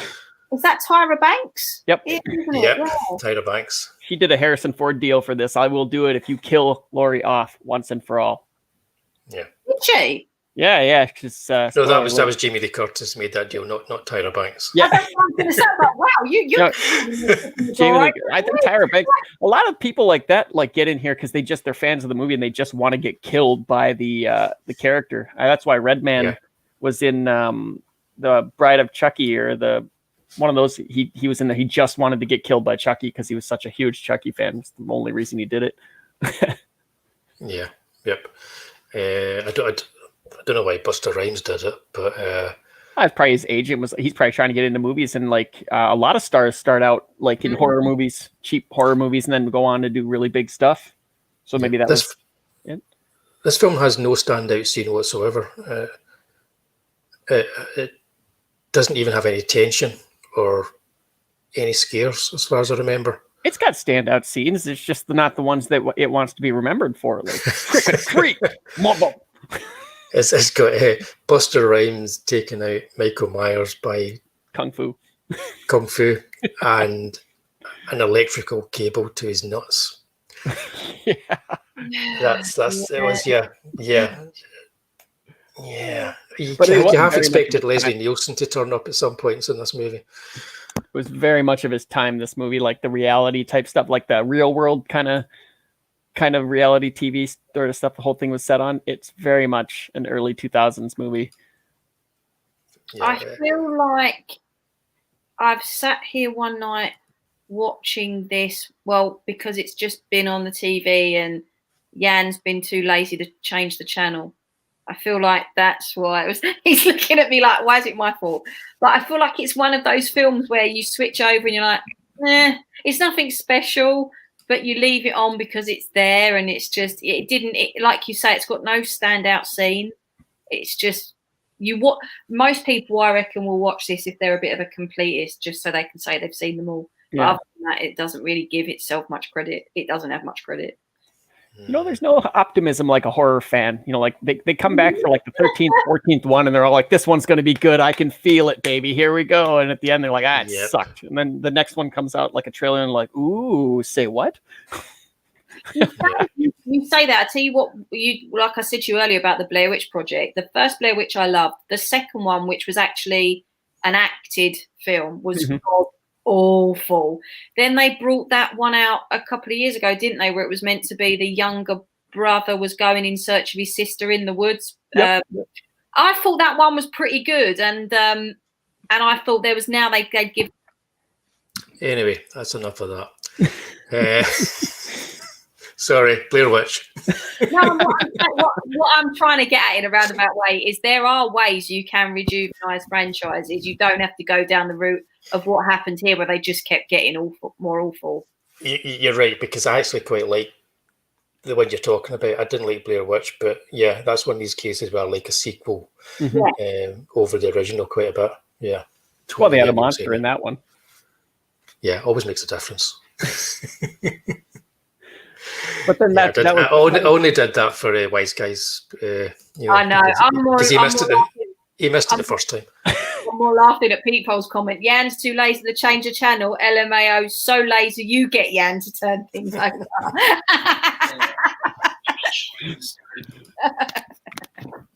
Yeah, Charlie, it was okay. Yeah, thanks, Peephole. Listen, if Peephole's agreeing with me and he's the god of horror, I'm all right. I'm safe. I don't have to get kicked out then. No, it's all good. Right. Okay, we're not going to spend much time talking about this. No, it killed the franchise again. It killed it again, and it was awful. Did Disney buy it? No, this was owned by. Well, it's the Weinsteins, isn't it? Yeah.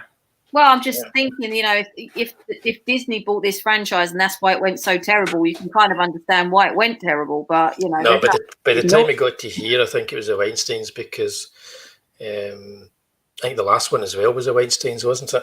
I don't know that they own any slashers at the moment, because Paramount was that Sony or something like that bought them out. But they have like Alien and Predator and Planet of the Apes and X-Files and now with the Fox acquisition. But I mean, like, I don't think they have much in the way of slashers that I really know of. I'd have to do some digging, but like they bought Fox wasn't the biggest horror company in the world.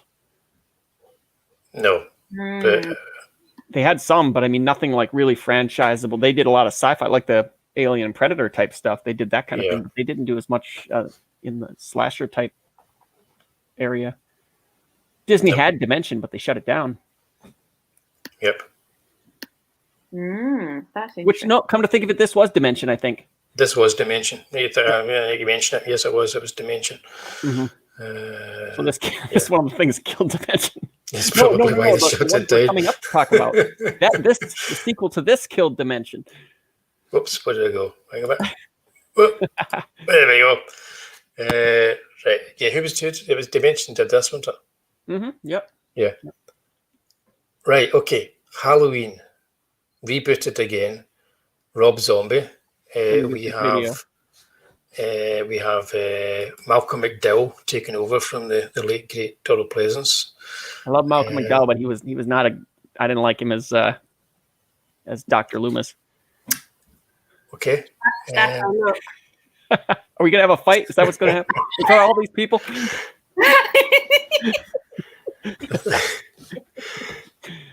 Yeah. Okay. Okay. I'm getting the feeling Statto, I'm getting the feeling you're not a big fan. Tell us what you feel about the Rob Zombie Halloween this one. Rob Zombie, I mean, I think he lends himself so much better to like the Texas. I mean, through his own movies and stuff, he lends himself a lot better to like the Texas Chainsaw type of stuff. As you saw, like with House of 1,000 Corpses, if you watch that, or like that. Yeah. This one, he tried to make it really weird, and it shot kind of like a music video. I didn't care as much for like the selfish prick Dr. Loomis trying to get his book published. Then, rather than the one that was just like this, there's something wrong. You need to listen to me right now. It was an interesting contrast for character in terms of changing things around. I really didn't like it as far as this went. And then, they really, really went in and monkeyed with, I think they gave him too much backstory. That was half the fun of Michael Myers. You didn't know a lot about him. Yeah. But they went through from like basically baby and tooled him up. Yep. Kind of like what they did with Darth Vader. Yep. Okay. I really liked this. I kind of like.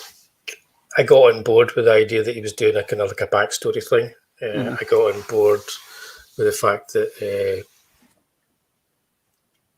McDowell was doing a completely different take as well. They weren't just doing Loomis, which I thought, well, okay, that's cool.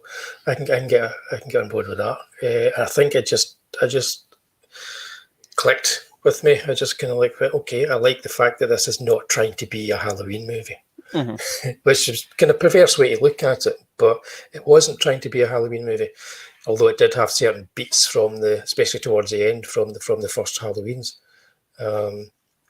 I do like, but I do like Rob Zombie's kind of like approach to films. I like the kind of nihilistic, everybody is depressed, or everybody is troubled, wearing a cowboy hat. Yeah, or wearing a cowboy hat. You can't beat that. Or even the fact that people are not likable. He makes movies about unlikable people. I think they were too unlikable, though. Yeah. Yeah, I hate that. I don't like that. When you're not rooting for anybody in a film, that puts me off. Like when there's no one nice in a film, then you can't relate to any of the characters. I think that you just automatically switch off. But you do kind of. He makes you relate to Michael. You kind of like. He has him kill off people that are. You quite want to see. You're quite happy to see them die. And so it plays with you as a viewer when it gets to the point where he's then going to start killing off the people that he shouldn't be killing. It's like he's making you complicit as a voyeur watching this whole thing kind of like unravel in front of you. I like it. I mean, I can understand why people don't get it. Get the same kind of feeling watching this as they would watch the other Halloweens, because, like you say, they're not likable characters. You do actually like the teenagers in the first Halloween. Usually with a horror movie, there's a pressure valve kind of thing. You throw a little humor in to just take that pressure off so that, you can get a good scare, kind of like a Hitchcock kind of thing. He always put a little humor in there just to kind of take that pressure down a little so he could get a more effective scare. And this movie was built without a pressure valve. It just kind of bottled itself up the whole movie. Yeah. But then again, I'm admittedly not a big Rob Zombie fan as far as his movies go. They very samey to me, and I mean that's his style. It's kind of like a Green Day song, but this one would have been lower on the list for me, I think.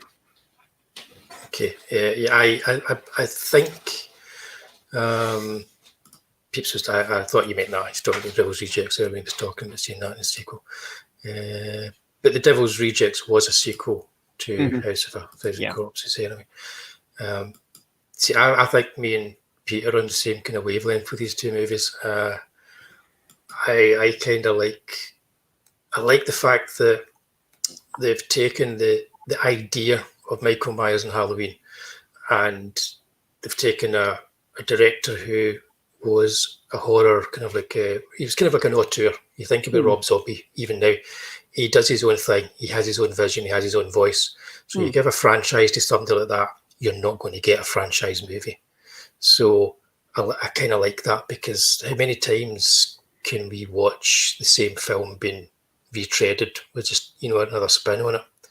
As much as I like Halloween 4, Halloween 2, I don't want to see them continually remake Halloween with just a spin, This works. Quick question to you two. Wullie, you're probably going to be the expert with this. Has there ever been a Halloween computer game? Yeah. Well, there was an Atari game. Yeah. But I don't know about any more recent ones, but there was back in the day, yeah. Wouldn't that be the natural place for this to go? If you're going to do anything with this franchise, I mean, now, computer software is so good. You could do so much. You could make it very Resident Evil-like, especially with the, the asylums and all that sort of thing. It would be, to me, that would be where you get a bit of a rejuvenation for it. I think Michael Myers and Jason, Michael Myers, a couple other people, maybe they have these new games. One's called like Dead by Daylight. One's called like Friday the 13th. Basically, it's like one person is the killer and then everybody else is just trying to survive. And they have different skins for different things. I think Michael Myers was a skin for one of those games, maybe Dead by Daylight, where, you're playing as the killer and you're going out trying to off all these people before they can like fill a gas can, get it to the truck, or like get the power on and get out or something like that. So I want to say he showed up in video games since then, but he hasn't really had one of his own. Because I'm sure that one of them ended up in either one of the latest Mortal Kombat or the latest Tekken, because they had a load of characters, like they had Negan from The Walking Dead. Right. And I'm sure they had Mike Myers or Jason or one of them ones in there, Freddy Krueger. I'm sure they did. Yeah, well, I've got my copy of one of the Mortal Kombat games. It's got Freddy in it. I think he was in Dead by Daylight. Yeah. Yeah, he's a DLC for Dead by Daylight. You could play as Michael Myers. There you go. Yeah, that'd be that. To me, I think that a Resident Evil style game would probably be where this would go next, or at least that's what you'd hope they would do if they were going to reach to the franchise. It'd be interesting, I think, because when you play the Friday the 13th game, you play as Jason, don't you? Well, you can either play as Jason or as one of the like counselors trying to get out. It's a team game. You either work together to stop Jason, or Jason just carves through everybody, kind of thing. Yeah, because it's a tricky thing to get just right. I think with Halloween, because Jason's more of a just a two-dimensional kind of like killing machine, or even one-dimensional killing machine. So it's easier to get that right with that. I think Jason's one-dimensional, Michael Myers is two-dimensional. You know what I mean? Right. Anyway, moving swiftly along before I get myself tied up into notes here linguistically. Get bogged down with how many dimensions. Or so the next two movies in the ongoing Halloween saga is Halloween 2, and actually both Halloween and Halloween 2, made by Rob Zombie, have different cuts. This one is more kind of pronounced as how different it is. Halloween 2 has the theatrical cut, but the one you can get on DVD and Blu-ray is the director's cut, and that's the only one I've seen all the way through.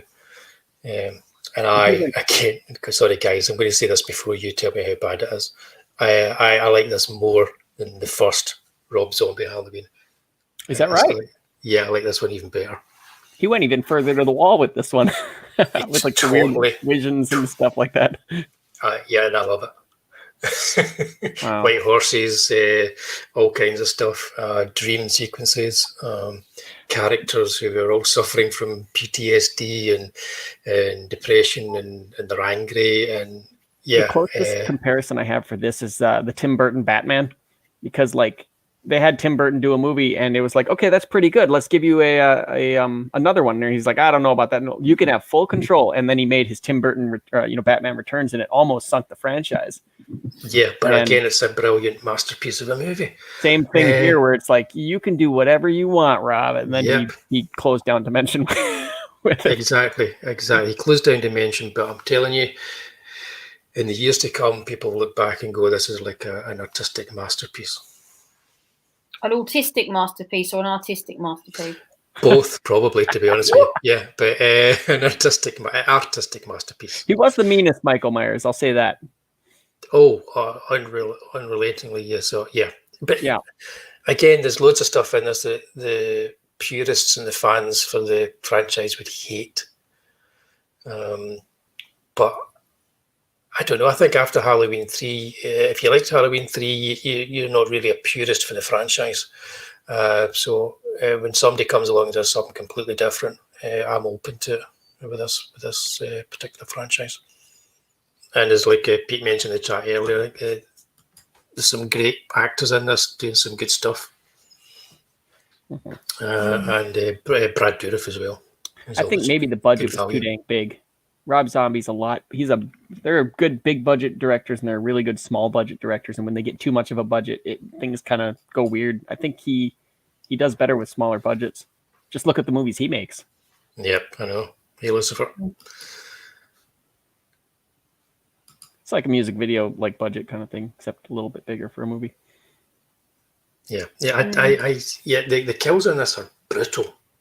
Like they're not the kind of kills where you kind of get off on the violence. Because a big thing about slasher movies is you do kind of get off on the violence. That's the whole point of them. They're meant to be cathartic. But the kills in this are so brutal that there's no catharsis for the viewer, and you're just forced to watch horrific things happening. Yeah. It's a horror movie. That pressure valve we were talking about. Yeah, exactly. So I would suggest everybody gives this another chance and just doesn't think of it as like a Halloween franchise movie.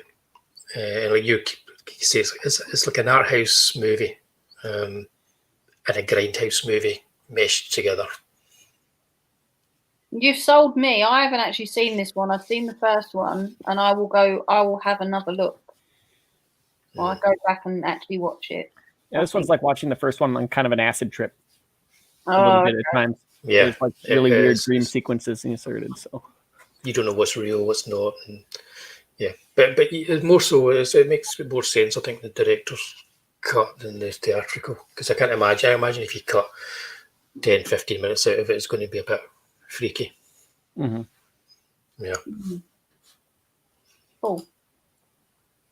Oops, why is that not coming up? I'm clicking on it. There it is. It's up. Yeah. I think you should make more. Whoops. That's not it. Chat's moving too fast for me. Which brings us back to my box set of Fu Manchu films that I've just got to do, which I can't wait to start watching. But yes, so how many have there been then? We need to do that. It's kind of like, because before we go on, we've got like we've got 1, 2. These, I think there's 11 or 12 of them. Yeah. 4, 5, 6, because this counts as 2, 7, 8, 9, 10. That's not 1. So it's 11 until we get up to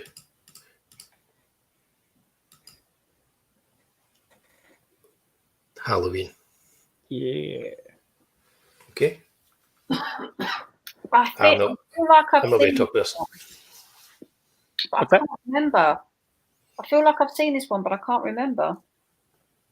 Well, it's the most recent one. 2 years ago it came out. A couple of years ago, yeah. Can't believe it's been that long already. Mm.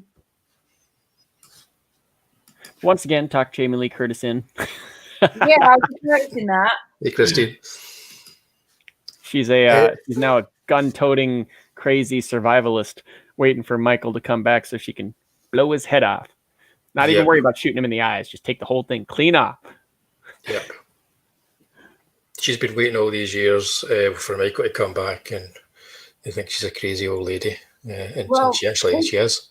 Peephole's just given me a review I can't ignore. The new one was shit. And that's it. That's all you need to know. Yeah. Statto, what do you think? Do you agree with that? I showed this one to my wife, like I said, like earlier on, like this one, the first one right after this one. And if you're one of those people that like, just callbacks and like, oh yeah, hey, it's a nostalgia cash in for sure. There's a lot of like very repeated shots. some things that don't particularly make sense, but they're there just so you can go, hey, almost maybe too much. So that it was such a love letter to the first movie, but then they're expecting you to like, forget all the rest of the stuff. So this is now the new sequel to the first movie. Well, it is, unless you ignore it. Again. But yeah, I quite enjoyed it when I watched it, but it annoyed me because they were ignoring all the they ignored all the sequels. This is a sequel to the original, because we're going to be superior. We're going to be superior to everything that's been done after this film is going to be the canon sequel to the original. Unfortunately, they're setting up a franchise with it, so that's what they're doing. So this whole kind of high and mighty, this is going to be the true sequel. It's not. They're just setting up a new franchise. This might as well have been a pilot for a Walking Dead type series based around Michael Myers. That's the kind of vibe I got what from Blumhouse does. Yeah. They make cheap movies and they make a lot of them. Yeah, so there's nothing wrong with that, but it was that whole idea that it was, it had the blessing of John Carpenter and all that kind of stuff. Mm-hmm. But yeah, it's okay. I don't mind it. But I'd much rather they let Rob Zombie make a third one. Rob Zombie's Season of the Witch. That'd have been cool. And that's what I was just about to say. I was like, did he do this one? But obviously he didn't. No, this one was done. I want to say. It's a comedy guy. I refused. I brought up a wiki to find out the Soul Man. I refused to do it for anymore. This is David Gordon Green, who also did stuff like Pineapple Express, Prince Avalanche, Joe, Goat. He's a lot of smaller stuff. Snow Angels, Undertow, All the Real Girls. Very independent type stuff. Your Highness. Wow, there you go. That The Sitter. Yeah, a lot of kind of raunch comedies did in the middle of his career. And then he moves on to this one, and they gave him a trilogy, so he's been slated for Halloween Kills and Halloween Ends. Yeah, it's not going to end though. Not if these do really well. Halloween never ends. Yeah. But yeah, so I've got to admit that most of the imagery from this film that sticks with me is based around her character and not Michael Myers, and I think that's a big mistake. It's her house and the survival stuff and all that kind of stuff. That's what sticks with you rather than Michael Myers. I see what you mean. Yeah, so it's almost like they're more interested in the PTSD and the relationship between the humans, and that's all fine and well, but they don't commit to the bit. They don't kill these characters off. Rob Zombie would have eviscerated them. They would have been decimated by the end of the movie. But, I do like how they had him in the background quite a bit, though. Yeah, but that's one of the nice things about like the original one, where he was always like driving around the background or standing in the background, and then you notice him and you go, "Oh, he's been watching her the whole time." But yeah, most of the kills here, they're relatively unimportant characters, kind of written to be killed off. They were talking. Yes, that's what they need. They need a dark movie. Yeah. I've got a half-written Tati Bogleman script if anybody's got some money lying around. I don't know, man. I feel like if they got it, then you'd turn into Alan Moore. What, give all my money to Dave Gibbons? No, I'm not going to do that. Let's make it animated, and then why don't we just take all the gore out? Because I think that would sell better. Oh, and let's change your name to Alyssa. Yeah, I would say, right, okay, if you want to change your name to Alyssa, you put another 2 zeros at the end of that. You want to take the gore out, put another 0 at the end of that. Alyssa Derrick, yeah. Yeah, I'm all for selling out if there's enough money. What would have been really interesting with these two is if, like, when obviously she knows that it's her brother, and so there's that family connection. Oh no, it's not anymore. Not in this one. No, we forgot to mention that. Yeah, they said that's just some stupid thing that someone made up. They're not brothers, kind of thing. Yeah, but that's what annoys me as well, because that stupid thing was made up by John Carpenter in Halloween 2. Yeah. They could have really played on that. They could have really played on that. She could have been having like an attack of like some sort of moral compass that, he's an evil killer, therefore does it run in the family? Is there a part of, I've killed him so many times, so do I have a thirst for blood? And like really play on that whole psychological, how similar or different are they? No, they just decided to say that they weren't brother and sister and it was all a lie. I think maybe they touched on that in Halloween. He's right. I did like the little black kid in it as well. Oh yeah. Yeah. I think they touched on that in Halloween H2O because she was like dating a psychologist or psychology professor or something like that, and she was worried about like all the trauma that was caused and things like that. So, but I think that was the only way they could get Jamie Lee Curtis back was to make her like a crazy gun lady. Which, I think there was some hard selling to get her back into the studio for this because she was dead set on saying, nah. Do you think that she dreaded the phone ringing? Like, do you think it got to a point where she was like, oh, God, are they asking me back for another one?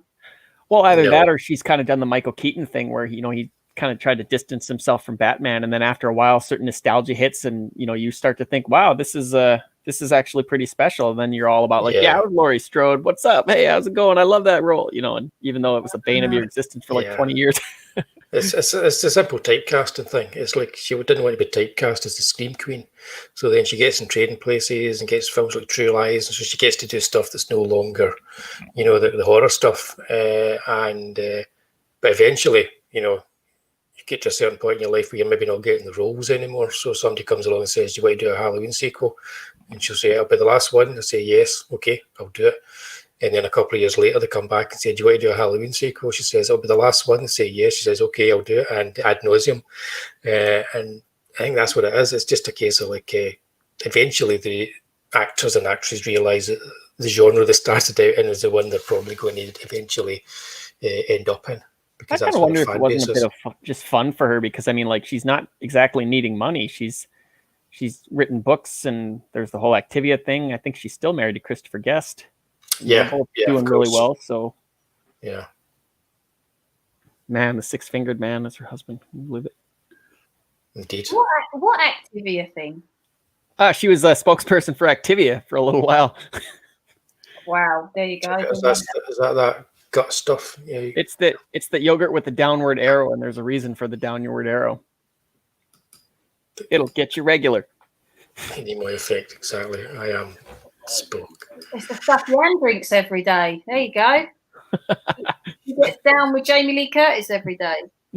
There you go. So we'll get another two. It's not bad. It's fine. It's like I guess like average. Statto with your wife. It's like people who have only seen maybe the first one of that. They're kind of going to go along for the ride. It's well done. It's well put together. Yeah, that's the first thing that she noticed. Like when we were watching it, like I said, right after the other, she's just noticing all the very similar. I think it's much better if you saw this one as a kid or the first one as a kid or something, and then you watch this one later because you get those callbacks. When you watch them one right after another, there are so many sequences in there that are almost cut and paste, and it really diminishes it, I think. Yep. I know. Or if you haven't seen the first one at all, this one might be much better because you've got nothing to base it on, which I'm sure they were counting on that. Yep. But if we were, well, I mean, we're not going to rank them. God knows we don't have enough time for that. But if we were to pick one the best, then the next best, what would we go for?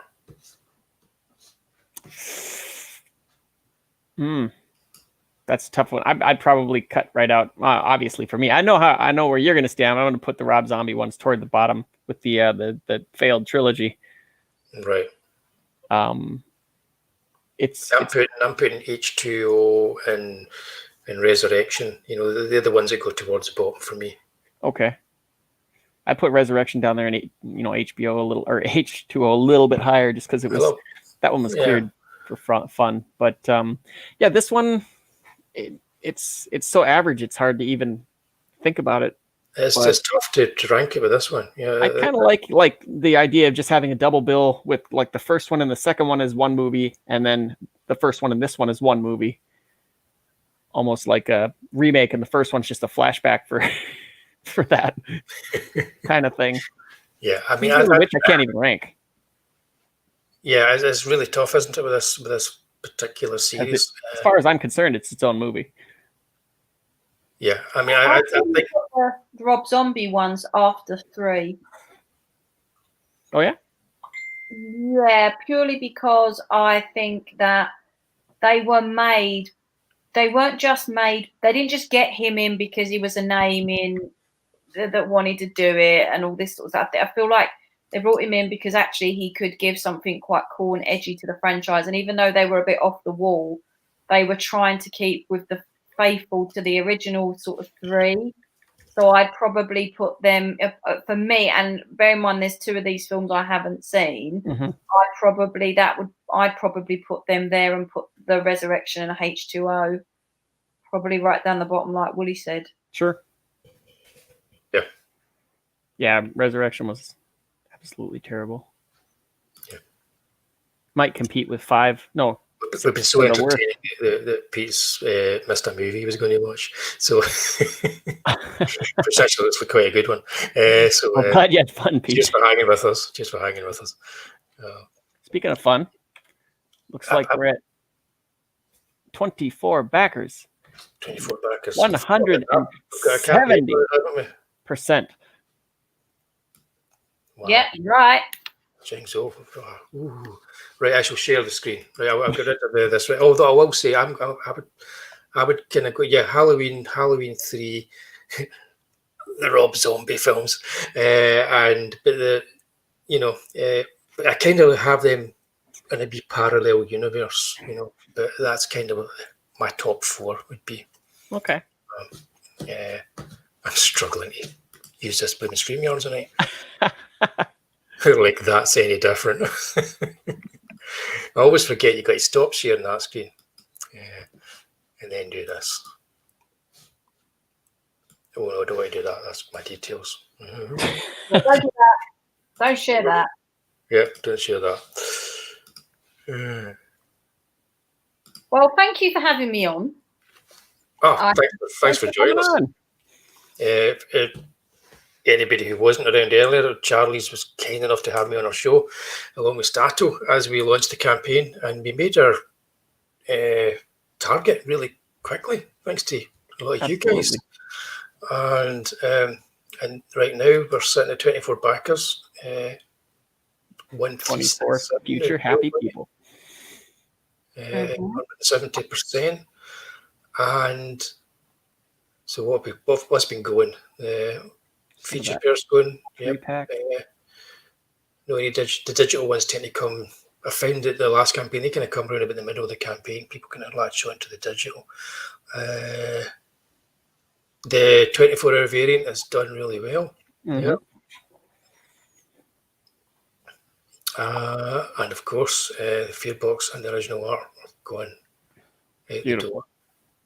So yeah, excellent. That's I couldn't have asked for a better start to the campaign than tonight. So yeah, thanks to all you guys who've been here helping us, those who backed it, and if you can't back the campaign, or please just help share it on social media and get it out there. It's all appreciated, and that's a uniquely original episode of Wullie and Statto. Absolutely. At the movies with Mickey Myers. And Charlie's taking a page out of my book. This has been great. So yeah, thanks very much for joining us tonight, Charlie. This has been fun. We've gone all over the sphere. We've gone to rom-coms and all over with this. So it's been great. I'm beginning to lose my voice. I need to go and get some more drink. So yeah, I don't think I've got anything lined up here visual wise because do I? No, I don't. But next week it'll be back to Wullie's comic book gold, and I believe it's Vinny Tartamella's going to be on next week. Mm-hmm. I don't know. I think maybe Charlie's got some kind of special supernatural powers because that's another connection to her campaign. Maybe I'm just proving Captain F-Head right. Maybe that everyone else is working on this campaign but me. What do you reckon? No. Yeah, you're working on the campaign. Like, yeah, you're working really hard on the campaign. Absolutely. Thank you, Wullie. I was joking.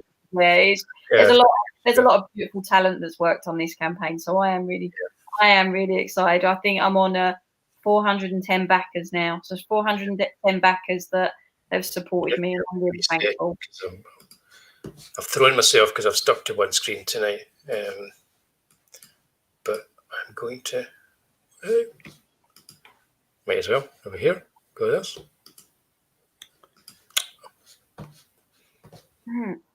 Pete wants to know what the subject for the next one is. Ah, there we go. Yeah, that's where your campaigners. Ooh. Oh, I've got beautiful. Yeah. Yeah. Oh wow! Thank you, whoever it was. If you're in the chat, it's that's incredible. Wow, £51 away from 26k. Look, people, Charlie knows everyone. It's so funny because I've ended up launching my stretch goals early. Like I've already launched like the 30k stretch goal, even though and it's because the majority of my backers are in the US. So I felt like if they're in the US and it's 30, I think it's 33k now. I was like, well, I've got to launch the stretch goals because it's not fair. It's 33,544. 33. Oh wow! Thank you, everyone. Yeah, there you are. Wullie's absolute masterpiece that I'm so proud of, and the page that's there. Yeah. Yeah, that's. I'm going to spend the entire month of November working on this and start kind of getting some more pages cranked out. I'm excited to be doing that. Yeah, 100%. 59 kitten caboodle boxes gone. There you go. That's now disturbing epiglottis thing there. That's we go open as normal. Oh, here we go. It's Statto. Oh, look at that.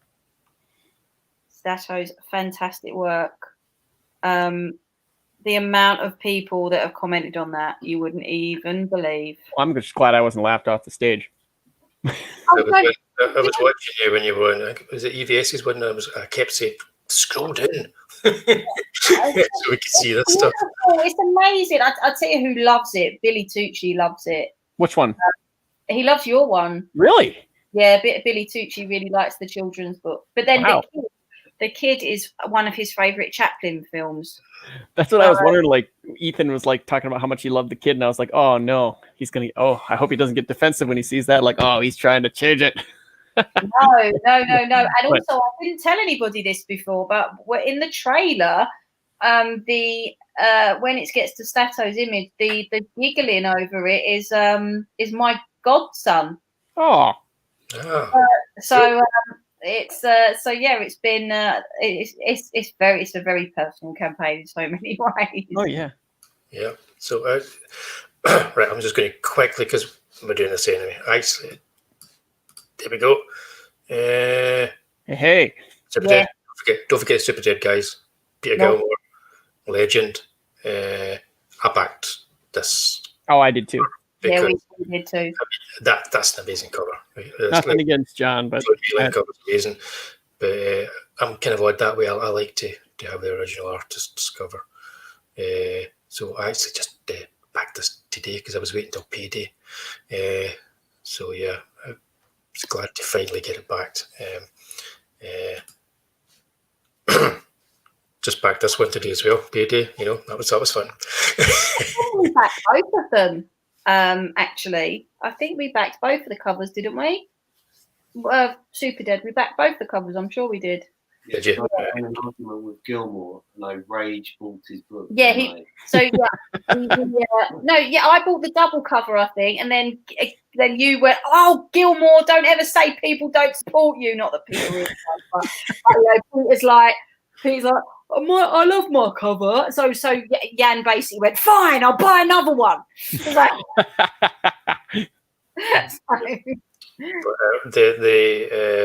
the master of Halloween 3, Season of the Witch. Oh yeah, Yeah, we should maybe do that. We could do a season of which commentary sometime. If we don't show the actual movie, we can do the commentary. That'd be fun. Yeah, you could cut the sound. Yeah. So Phantom still up there in demand. Brilliant new campaign that. Mm-hmm. What's this one? Oh, funnily enough, look at that. What? Yay! Check this is another one. Finally get to put your book in this list. Yeah, there we go. Another campaign for CG UK creator. What have we got here? Not Daredevil. Daredevil? Definitely not Daredevil. It's bound to offend everybody, so yeah, get your name down for that one. Mm-hmm. This one's done, isn't it? But was it back? He'll probably put it back up again or something. At some point with something new on it. Mary Boys, look at that. Yeah. He's got that mailing list for the next one. Excited. Yeah. I want to get that up. The mailing list for the next one. Yeah, I want to get that up. And he still exists. He's out there, Michael and Caroline, and they're working on this and they're getting it done. Mortal Worlds. So there you go. That's the fastest we've been through them all. Yeah. Yeah, that was pretty fast. I didn't set the timer, but definitely faster than last time when you did like 40 minutes. Yeah, I got sidetracked. What was that? That was on with Gilmore, wasn't it? Yep. Yeah. Yeah, I don't know what happened there. We all got excited and started talking about books and stuff. I think we did. We just started talking about stuff, cheering it, and it went on forever. Yeah, that's true. The T-shirt is great. Mm-hmm. I'll do that. I've stopped. I've got rid of the YouTube that was up just in case. I'm thinking to myself, Christine's going to feel left out because she's the only person who doesn't have a spanner. So I'll get you next time round. I'm going to do a comic mark. I'm going to make everybody a moderator. In celebration of the launch of Ilse Dark. That's how you can tell who's new. Right, guys. So thanks very much for coming along on the chat, and thanks again to Statto for putting up with me here and it was great. Horror movies. And thanks, Charlie, for turning up. And just for people and everybody else in the chat, 2 weeks' time, Planet of the Apes. Planet of the Apes. Oh, interesting. Yeah, that's going to be fun. So we'll see you all then. And thanks again to Charlie for helping me launch the campaign. That was amazing. Thank you very much. No hassle at all. Like 100%. It was my honour.